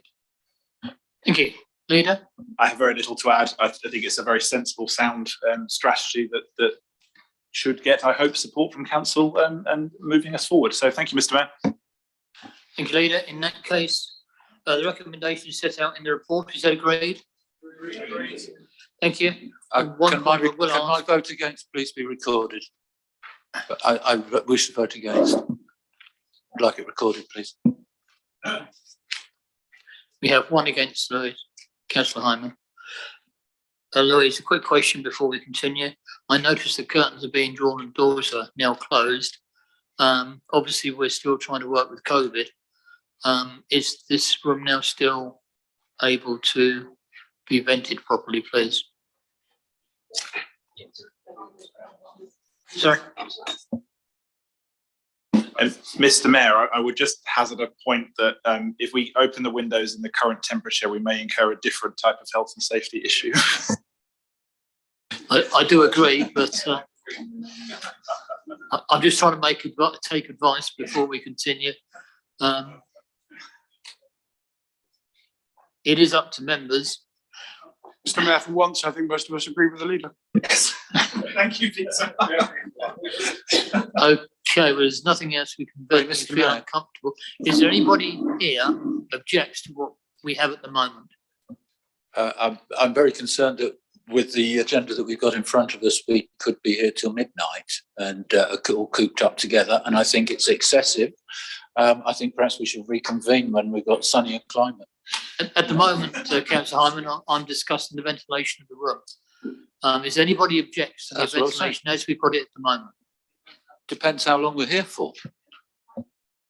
Talking about the moment. At the moment, we appear to be satisfied. Councillor Gale. Yeah, I don't think it's right that we're not ventilated, to be honest. Is there any other member that wants to see more ventilation? I see hands going up. Is there a way of opening a window, windows or anything that we could do? Sorry, hang on. Chief Executive, sorry. Mr. Mayor, some of the advice is really around periodic ventilation. So if you like, we could adjourn for a few moments to ventilate the room and then return. On the advice of the Chief Executive, that's what we do, but please, can we come back? I don't want to see more members sort of, anyway. If we say 20 past, that's 5 minutes again. We are only to reconvene till 10:30, aren't we? Isn't that what we agreed? The motion was until we finish the agenda. We will adjourn, please, for 5 minutes and no more while the room is ventilated. Thank you.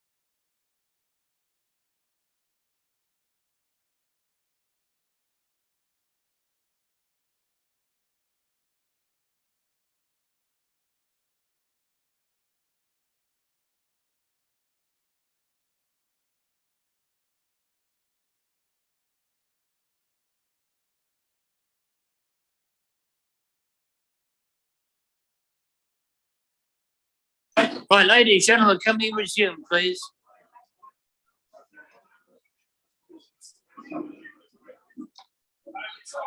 Let's take your seats, please.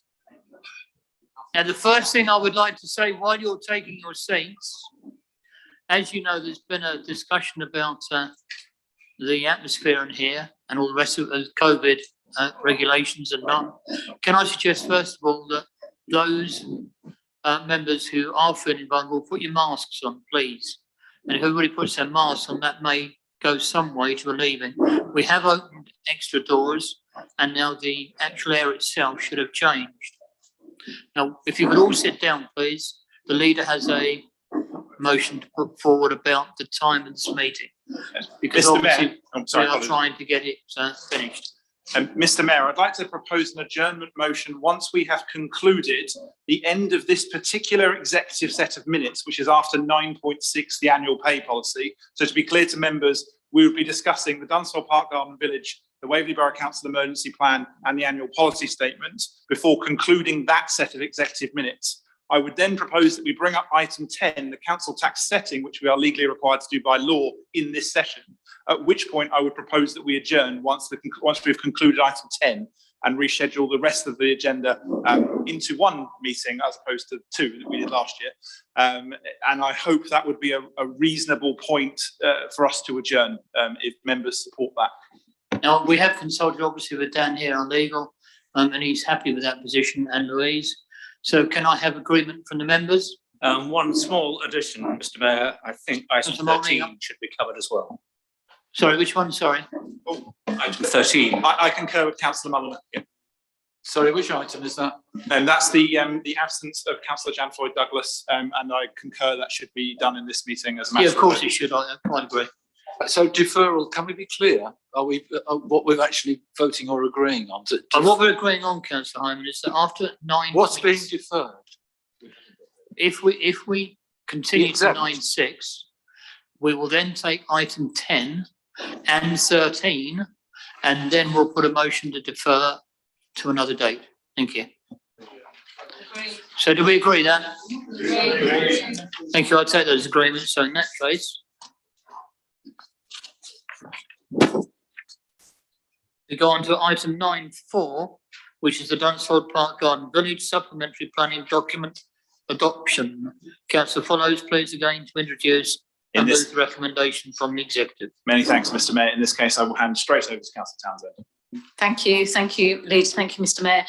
First of all, I'd draw your attention to the update sheet that was presented earlier, which outlines the corrections on pages 86 and 87 from SSI to SNCI, and also the updated recommendation. I am delighted to be able to present to Council the final draft of the Dunsfold Park Garden Village Supplementary Planning Document for formal adoption as a material planning consideration. This is, as it says, a supplementary planning document. It does not affect the quantum of development on the site. There already exists an outline planning permission for 1,800 dwellings on this site, which was granted 4 years ago. This includes shops, a primary school, a canal basin, together with an upgrade and expansion of the business park and the country park. The site also has an allocation in Local Plan Part 1 of 2,600 dwellings. As I mentioned, this SPD does not affect the quantum of development on this site. This document sets out a clear direction and parameters for any developer of this site in line with its Garden Village principles and the policies set out in our Local Plan Part 1. This new village, the only one of its kind in Waverley, will sit amongst the settlements of Cranley, Orfold and Dunsfold, and will have a significant impact on the area and its residents. It is important that this new settlement sits well within this exceptional rural location, which is within sight of the Surrey Hills AONB, and that it creates a sustainable community for the people who live and work there, as well as for the surrounding community. The development has always been promoted by the site owners as being a sustainable new village with high eco-credentials. This document not only sets out the clear and shared vision for the site, it outlines the master plan framework based on the work carried out with the current owners of the site, the Dunsfold Park Garden Village Advisory Group, and the professional input from Design South East. The main character areas and components of the site are clearly defined, from the business park and village centre to the residential areas and the canal basin. There are strong design codes, including for sustainable building design and for the green spaces. This document is the result of extremely hard work by our officer team and Eliza Morrison, who have pulled together all the threads of the valuable and forward-thinking work that has been done so far and very much promoted by the current owners of the site. I hope that members will support the recommendation to full council for formal adoption of this document, which is supported by local parish councillors and will help to deliver a scheme we can all be proud of. Thank you, Mr. Mayor. Thank you, Leader. Thank you, Councillor Townsend. Are you seconding this motion? Yes, happy to second, Mr. Mayor. Thank you. Can we need it for the minutes? In that case, can I invite speakers, please? Anybody? Councillor Dare. Thank you, Mr. Mayor. For the benefit of those who aren't aware, councils are required to have a 5-year housing land supply. Independent planning inspectors recently have said it's either 4.01 years, 4.2 years, or the 4.69 years that Waverley's admitted at the public inquiry at the most recent Allfold inquiry. There's no question, unfortunately, this administration has lost control of planning when lots of other Surrey councils still have it. And the only serious way to remedy that is to get Dunsfold back on the rails. I think even the executive realises that. But to throw a new rule book at a purchaser who's still thinking about making the purchase at a very high price is crazy. To regain control of what gets built where, this council should be working to accommodate development in the right places, not frustrate it. Enforcing this SPD is the wrong thing to do, and I'll be voting against it as a matter of common sense. Thank you. Thank you, Councillor Dare. I think it was Councillor Hyman. Thank you, Mr. Mayor. Well, Councillor Dare is mostly wrong in what he said because he's completely ignored the overriding law in respect of biodiversity, of course. But then that's been done for a long time, as the courts found in 2018 that all of the planning inspectorate and the officers Natural England, all of the advice that was given to councillors here has been wrong for 10 years. And in the past 4 years since 2018, nothing's changed. So this is just simply based on deception. This is the problem we've got. This has not been resolved. The issues which I raised long before Christmas on this have not been resolved. The head of planning, Mr. Elwood, went to the 8th of November audit committee meeting. It's online. People should watch it. There's a 2-minute section of it in which he stated that in order to take account of the issues I'd raised in respect to the Dunsfold SPD, he was writing to Natural England to obtain the bird numbers that we need. He was going to be getting further information in respect of the effectiveness of mitigation, which we need to act lawfully. And this development, of course, at Dunsfold is a major development well within the visitor catchment area of the Weldon Heaths. So we have control because of the extra layers through the law gives us control, which it seems that neither the Conservatives nor this administration, very sadly, wishes to have the control over the development which is given to us by the legislation, which our residents are entitled to and they're being deprived of. But I want to know. So if I take you back quickly, if I made page 37, very beginning of the documents, this is the minutes where it's talking at XE 8621 in respect to Dunsfold Park SPD. It says in there, Councillors Williams and MacLeod confirmed that legal advice had been sought and the comments were not relevant to this document. They're saying, Chairman, that the HRA, the assessment, which is not an appropriate assessment, which is in these papers at the end, isn't actually relevant. I think it's a very strange thing for people to claim. I think they should know better. Obviously, the document's there because it is relevant, but I would like our lawyer, please, to confirm to members that that minute is wrong in what it implies in saying that comments in respect to the HRA are not relevant, and the HRA is not relevant to this SPD because it's ridiculous, the claims that have been made there. And what I want to know is who's withholding the bird numbers. Our decision tonight relies upon. I mean, how on earth can you possibly make a decision in respect of the possible impact on bird numbers in terms of species loss if you don't know the bird numbers, if you don't know the targets? And we're not given that information. It's been, as I say, going on for 14 years now, this deception. Someone, somewhere, is withholding the bird numbers. They're not allowed to. It's contrary to the Nolan principles to withhold information we're entitled to. It's contrary to access to information. I think it's misconduct in public office, frankly. I want the bird numbers. I asked the portfolio holders to provide them, but she didn't. Someone's withholding them. I want to know, do we have the Weldon Heaths bird count numbers for the past 10 years or so? Have Natural England got them? Have Natural England provided them to us and its officers withholding them? Or is it both Natural England and Waveney? So I'd like an answer to that. Why are we not being provided with the bird numbers that we need to agree with this in accordance with the legislation tonight? I'll be voting against it unless someone gives me the bird numbers. Thank you. Thank you, Councillor Hyman. Is there anybody else? I can't see any. Councillor Forashevsky. Thank you, Mr. Mayor. I take a slightly different view, and I do support the document. We looked at this in great detail back in November, where it was thoroughly debated and discussed at ONS. Whilst I think the document is flawed in many ways, I do believe that it actually puts us in a very good position in the planning process as a material planning consideration. And Dunsfold Park is very unique, and it does need some sort of support to get it through.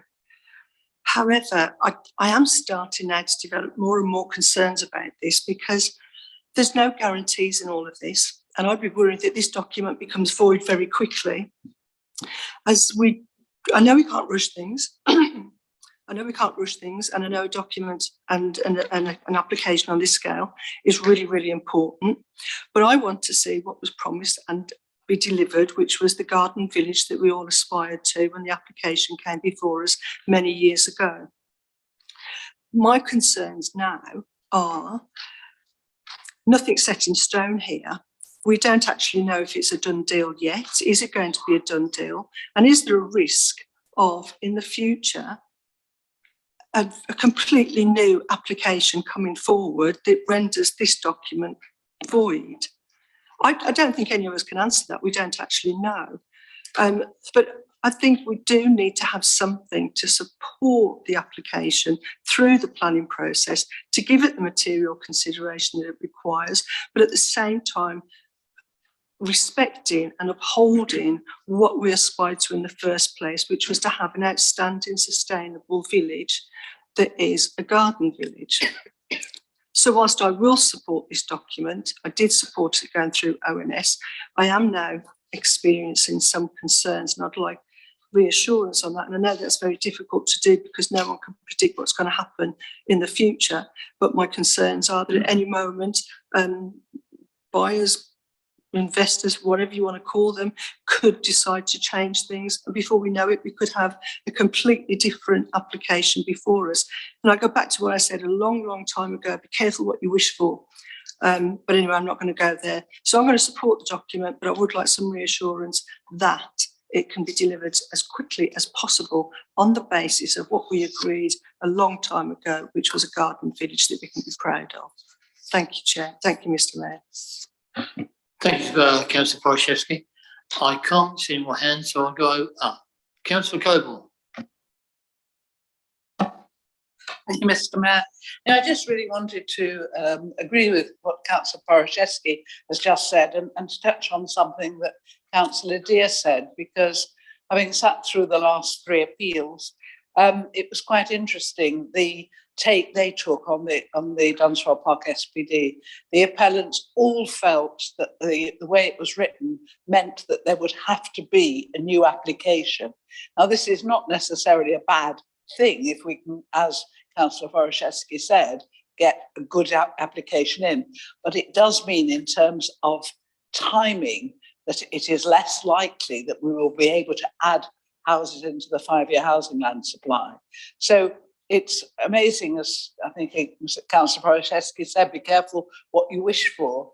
You know, it is a document that's designed to do one thing, but at the moment it's actually working against the best interests of the borough. So, you know, we must be very proactive on this, and we must get, as Councillor Poraszewski said, what we've always wanted. I voted for this years ago, but it was very much the idea that it would be exemplary. We'd never seen such forward-looking sustainability issues. It was just a wonderful sort of vision that I think we all had.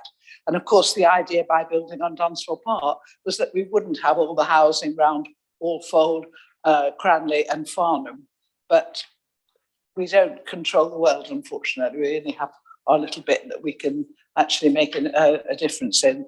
So yes, I support the document, but I do agree that we really must be vigilant, and we must be shown to be very proactive in wanting to get this developed in the best possible way. We must get that message out to people that this is not a document that's trying to stop development, far from it. It's a document that's trying to get something through that we really want in a timely fashion. Thank you, Mr. Mayor. Thank you, Councillor Coburn. Is there anybody else wishes to speak? Councillor Merriweather. Thank you, Mr. Mayor. I just wanted to launch myself at this opportunity to agree with Councillor Coburn. So I'm happy to do that. But I think we need to manage our expectations here. You know, the SPD, my understanding is, really just codifies what we expect a responsible developer, whoever takes over from Rutland, if they do, to deliver, just to deliver what the planning application already says. But we do need to manage our expectations. You know, if the current deal goes through, we've you know, been told, we've been reassured that the site will go ahead as we aspire to. But as Councillor Coburn says, we don't control the world. We don't control who will ultimately end up owning the site if it's not the current bidders. You know, if the site falls into the wrong hands, you know, all bets are off. And I think we really need to remember that. Thank you, Councillor Merriweather. I now have Councillor Denis, please. Thank you, Mr. Mayor. It's a very small point. When you look at the document, it says it's located west of Cranley and east of Dunsfold. It's quite insulting that they can't even say it's located in Alfold. It's been raised before.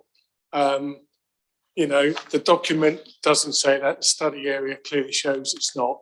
It'd be really good if it could be made clear it actually sits within the ward of Alfold, and that's where the biggest impact on all of those houses will take place.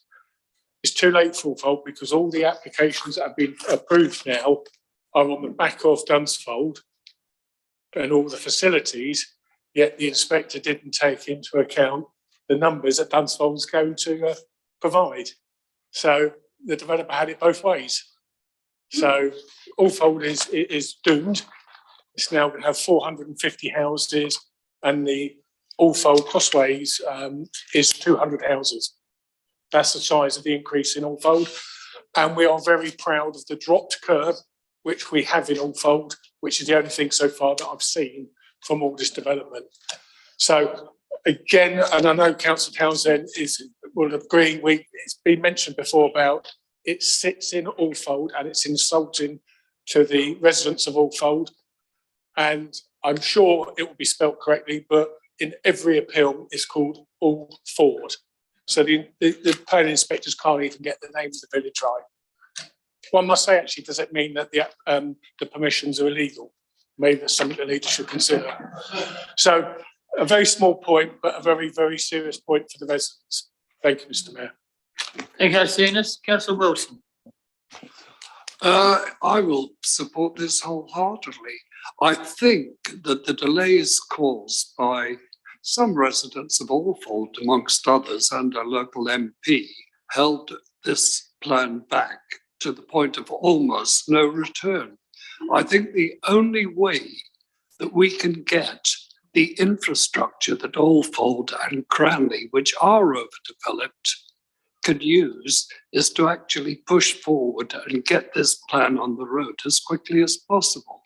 Then we should be able to get some infrastructure, possibly some shops, a doctor's surgery, a school, and maybe something done with the roads. So I would recommend that we go ahead with it and we do it now. Thank you, Madam. Thank you, Councillor Wilson. Without any other hands, can I pass over to the leader or Councillor Townsend to sum up? If I could just hand over to Councillor Townsend to respond to a couple of comments and then I'll sum up. Thank you, Mr. Mayor. Thank you, Leader. Just a couple of things. I would point out to Councillor Dear that in 2021 we delivered 109% of the housing required in Waverley and passed the housing delivery test. And equally in 2019-20, we also exceeded targets. So in those 2 years, we delivered about 1,277 houses. So that's well above the target. However, we are playing catch up, and in 18-19, we only delivered 375 houses. So whilst the housing delivery test, we are catching up. However, yes, at the moment we haven't got a 5-year housing land supply. In response to the what was said about Waverley admitted something, a number in the Loxwood appeal, I think it was. That was actually in response to a direct question from the inspector of an up-to-date calculation. It isn't a published report. However, we will, are currently looking about potentially whether or not we would actually, do an interim calculation. But anyway, and produce a statement of the 5-year housing land supply. But actually, to say that this will hold it back, that there is no that the SPD, a supplementary planning document, will affect the delivery. I don't think that holds any water whatsoever. The 1,800 houses have planning permission for 4 years and no SPD in place. So I think it's really important that we show clarity to the developer, that we show exactly the vision that was a joint vision shared by the current owners of the site and also the of Waverley, and that has a clear governance structure in place and has had input from the local community as well. And all we have done is bring together that information together with the principles of the Garden Village and in accordance with our local plan policies as well. I would also like to say about, to answer Councillor Forozewski, yes, obviously there is no guarantee and nothing is set in stone. However, there is flexibility within the document, and it's clear there's flexibility to accommodate a new application should that be something that happens on the site, or it will, or the 1,800 houses comes forward, or the 2,600 houses in the local plan comes forward. So yes, we are aware that it needs flexibility, and that is actually built into the document itself. We are much better with an SPD than without an SPD, and that is clear. It's in the best interests of the borough, to quote something that Councillor Coburn just said, and it is clear within the SPD what meets policy, what is aspirational, and what perhaps is something that exceeds perhaps the aspirations, but it is something that is not a have to have with everything. So Councillor Merriweather is right.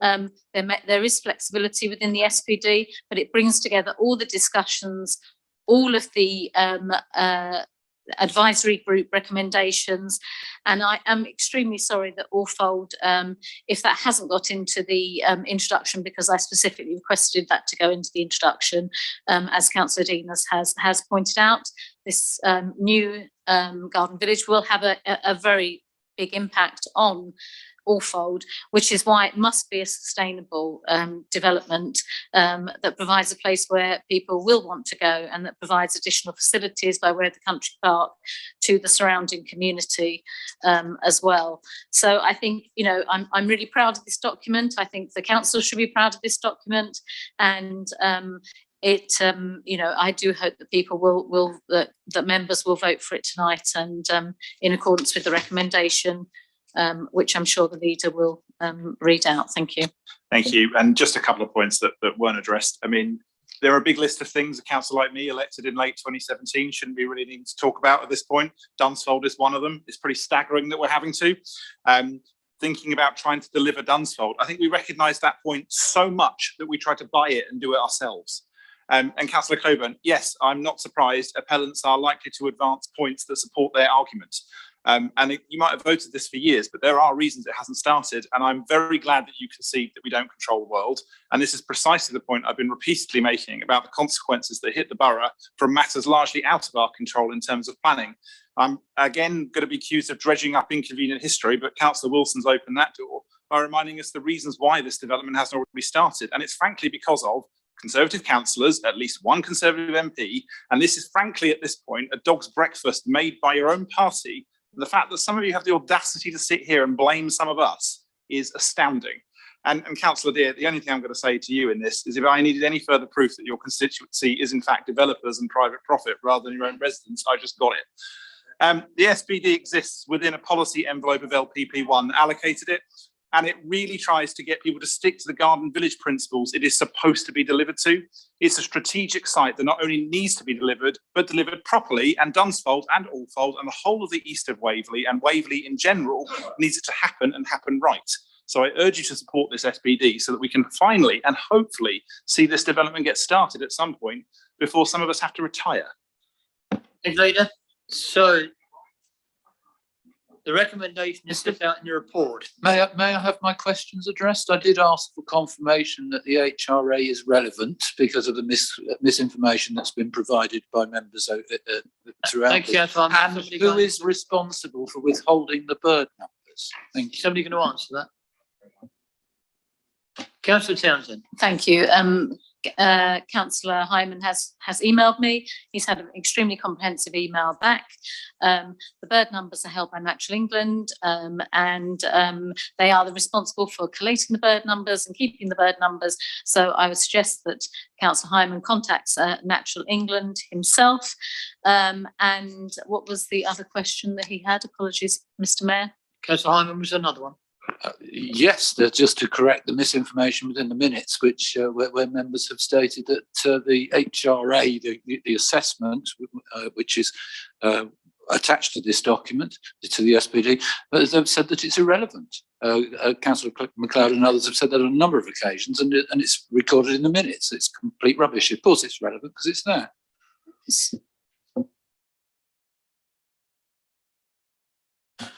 Yes, Councillor Townsend, have you any answer to that? If Councillor Hyman is referring to the appropriate assessment, perhaps, this is a supplementary planning document. It's not a reserved matters application. Thank you, Mr. Mayor. Thank you. And my apologies, Mr. Mayor, I meant to read out at the end that it's the updated recommendation that's being proposed on the update sheet, just so that we make sure we use the correct wording. Yeah, I understand. So we've got two recommendations now. One, which I'll take first, is on the update sheet, which is the changing of the initials from SSSI to the text SNCI. Can I agree that? Thank you. And then we go on to the main recommendation, please, which is laid out in the report. Can we agree that? Again, against. Thank you, if it could be recorded. Thank you, Louise. Is that all right? Thank you. In that case, then we've finished with that item. That's 9.4. We now go on to 9.5, which is the Waverley Borough Council Emergency Plan. Again, Leader, if you would introduce, please. Many thanks, Mr. Mayor. I believe I have a seconder for this item before I start. Councillor Clark. Please to second, Mr. Mayor. Thank you, Councillor Clark. This new emergency plan effectively codifies our level of responder as a class 1 responder. It comes as a result of a considerable amount of discussion with many different stakeholders, but particularly councillors, in regards to codifying some of the ways that we respond to emergencies within Waverley. In particular, I think we've done a very good job in Waverley of responding to some of these recent events particularly when it comes to, there was a local fire recently in Godalming that was responded to by the community and by Waverley, and certainly in response to the recent storm activity. This document just really brings a lot of that information together. It codifies the response channels and the methodology. We've had at least a couple of constructive debates about this, and I'm happy to commend it to council. Is there any speakers? Councillor Else. Thank you, Mr. Mayor. I would like to, very unusually, I must say, agree with Councillor Follows that last weekend Waverley's response was exceptional in my view, certainly in my neck of the woods, and I felt very well supported by Waverley, so I thank officers for that. I'd just like to make comment. I have read this emergency plan, and it's a very welcome plan. I don't think we've had such a comprehensive plan previously. It does seem to cover most things. The only thing that disappoints me, 2 points. One is I don't think there's been enough engagement with the towns and parishes, certainly not the parishes, because my parishes haven't been particularly involved with this plan at all, which I don't think is right, especially as there's going to be an awful lot of reliance on local knowledge in the event of an emergency. So I'd like to see a little bit more involvement with the parishes from now on to develop further this, which must be an organic plan, because there will be changes made to it. They will be necessary. So I'd like to see a little bit more involvement with the towns and parishes. And just one other thing, just a remark really, I had to ask for the plan for the rest centre to be sent separately, because I was very interested in how the rest centres were actually going to be managed, as that is one of the main duties of this council, to manage, set up and manage the rest centres.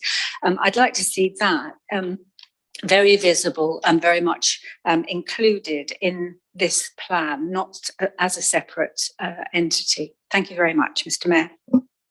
Thank you, Councillor Else. Is there anybody else wish to say anything? Otherwise, I will ask the leader to respond, please. Many thanks, Mr. Mayor, and thank you, Councillor Else. I mean, it's probably getting late, but I'll also concede that a great deal of why we have done a document in this way was through the sometimes constructive, sometimes combative interactions that you and I have had. And it was my hope that this document would address many of the concerns that you and I have discussed over the last few months in various places. In terms of the separation of the documents, I'll have to double check, but my understanding of the reason for the split is because actually the process and the people and some of the other information involved with rest centres is protected information for various reasons, obviously shared amongst councillors, but not to be shared amongst the public, because we wouldn't want some of those contact details to be shared. I'll clarify that interpretation and relay that to you separately, Councillor Else. In terms of interactions with towns and parishes, one of the principal things that I learned going through this process, and certainly through some of the conversations with you, is that actually one of the main issues was that Waverley's role and that of the Blue Light Services was sometimes not particularly clear, and so towns and parishes didn't know what to expect. And in that vacuum, towns and parishes thought they needed to do something. So in the majority of cases, the expectations would not be for a town or parish to do something because of its position within the response hierarchy. The other point is that towns and parishes vary both in size, scale, capacity to do things for lots of different reasons, particularly in Waverley, as we have a great variation of towns and parishes. I know that most towns and parishes have some level of emergency response plan to some degree. I know certainly Godalming does and Cranley does, and I know Elstead does in your case, Councillor Else. And it would be my hope, and certainly we can do so with further discussion, that rather than making towns and parishes plans a part of this, that actually it would be trying to get towns and parishes plans in line with our emergency response plan, as in the hierarchy of response, Waverley is the principal authority. And that I think would be clearer for everybody involved. But obviously happy to take this up separately and I hope in a continuing and constructive manner. That's all from me, Mr. Mayor. Thank you, Leader. In that case, there are two recommendations which set out in the report. Is that agreed? We now go on to item 9.6, the annual pay policy statement 222-23. And again, Leader, if you could introduce, please.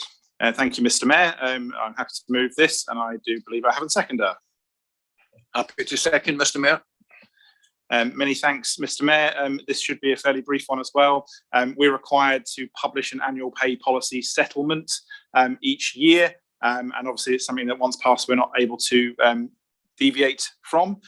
This is the version for this year, which I'm sure members will have read and got on board with and hopefully can support this evening. Thank you, Mr. Mayor. Are there any questions? Councillor Hyman? Yes, I've done very briefly because at the time of the evening, this is addressed on page 38 of members' documents in the minutes. There is an error in the final line which says Councillor Merriweather challenged with the implication. I think he'd probably prefer to have the word with withdrawn because it completely turns upside down his attitude to it, actually. But I've addressed it in there. I won't be voting in favour of this. Thank you. We'll look at that after the meeting. Thank you, Mr. I'm sure Councillor Merriweather is perfectly capable of commenting on issues in minutes that relate to him if he so chooses. Well, if I knew what you were talking about, I might be able to. I'll have to go and look it up. We'll have a look at it afterwards. Thank you. In that case, there are recommendations set out in the report. Is that agreed? Agreed. As agreed, I'm now going to bring forward item 10, the council tax setting, which we must do tonight, 2022-2023. This is a technical report that summarises all of the appropriate budgetary decisions that have been taken to enable the level of council tax for 2022-23 to be determined and specifies all of the individual levels of council tax for approval by the council.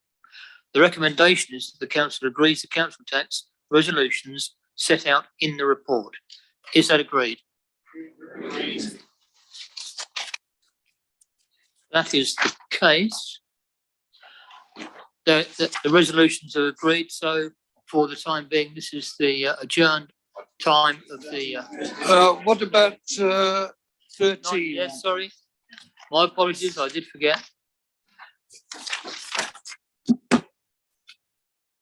Item 13, the continuing absence of Councillor Jan Floyd Douglas. Can the council agree the extended absence of Councillor Jan Floyd Douglas for a further period of 6 months due to her ongoing ill health? Agreed. Agreed. Thank you. I'll repeat it. That is now the adjournment. Thank you very much. And we will let you know the dates, whatever, to complete this agenda. Thank you. And thank you all for your patience.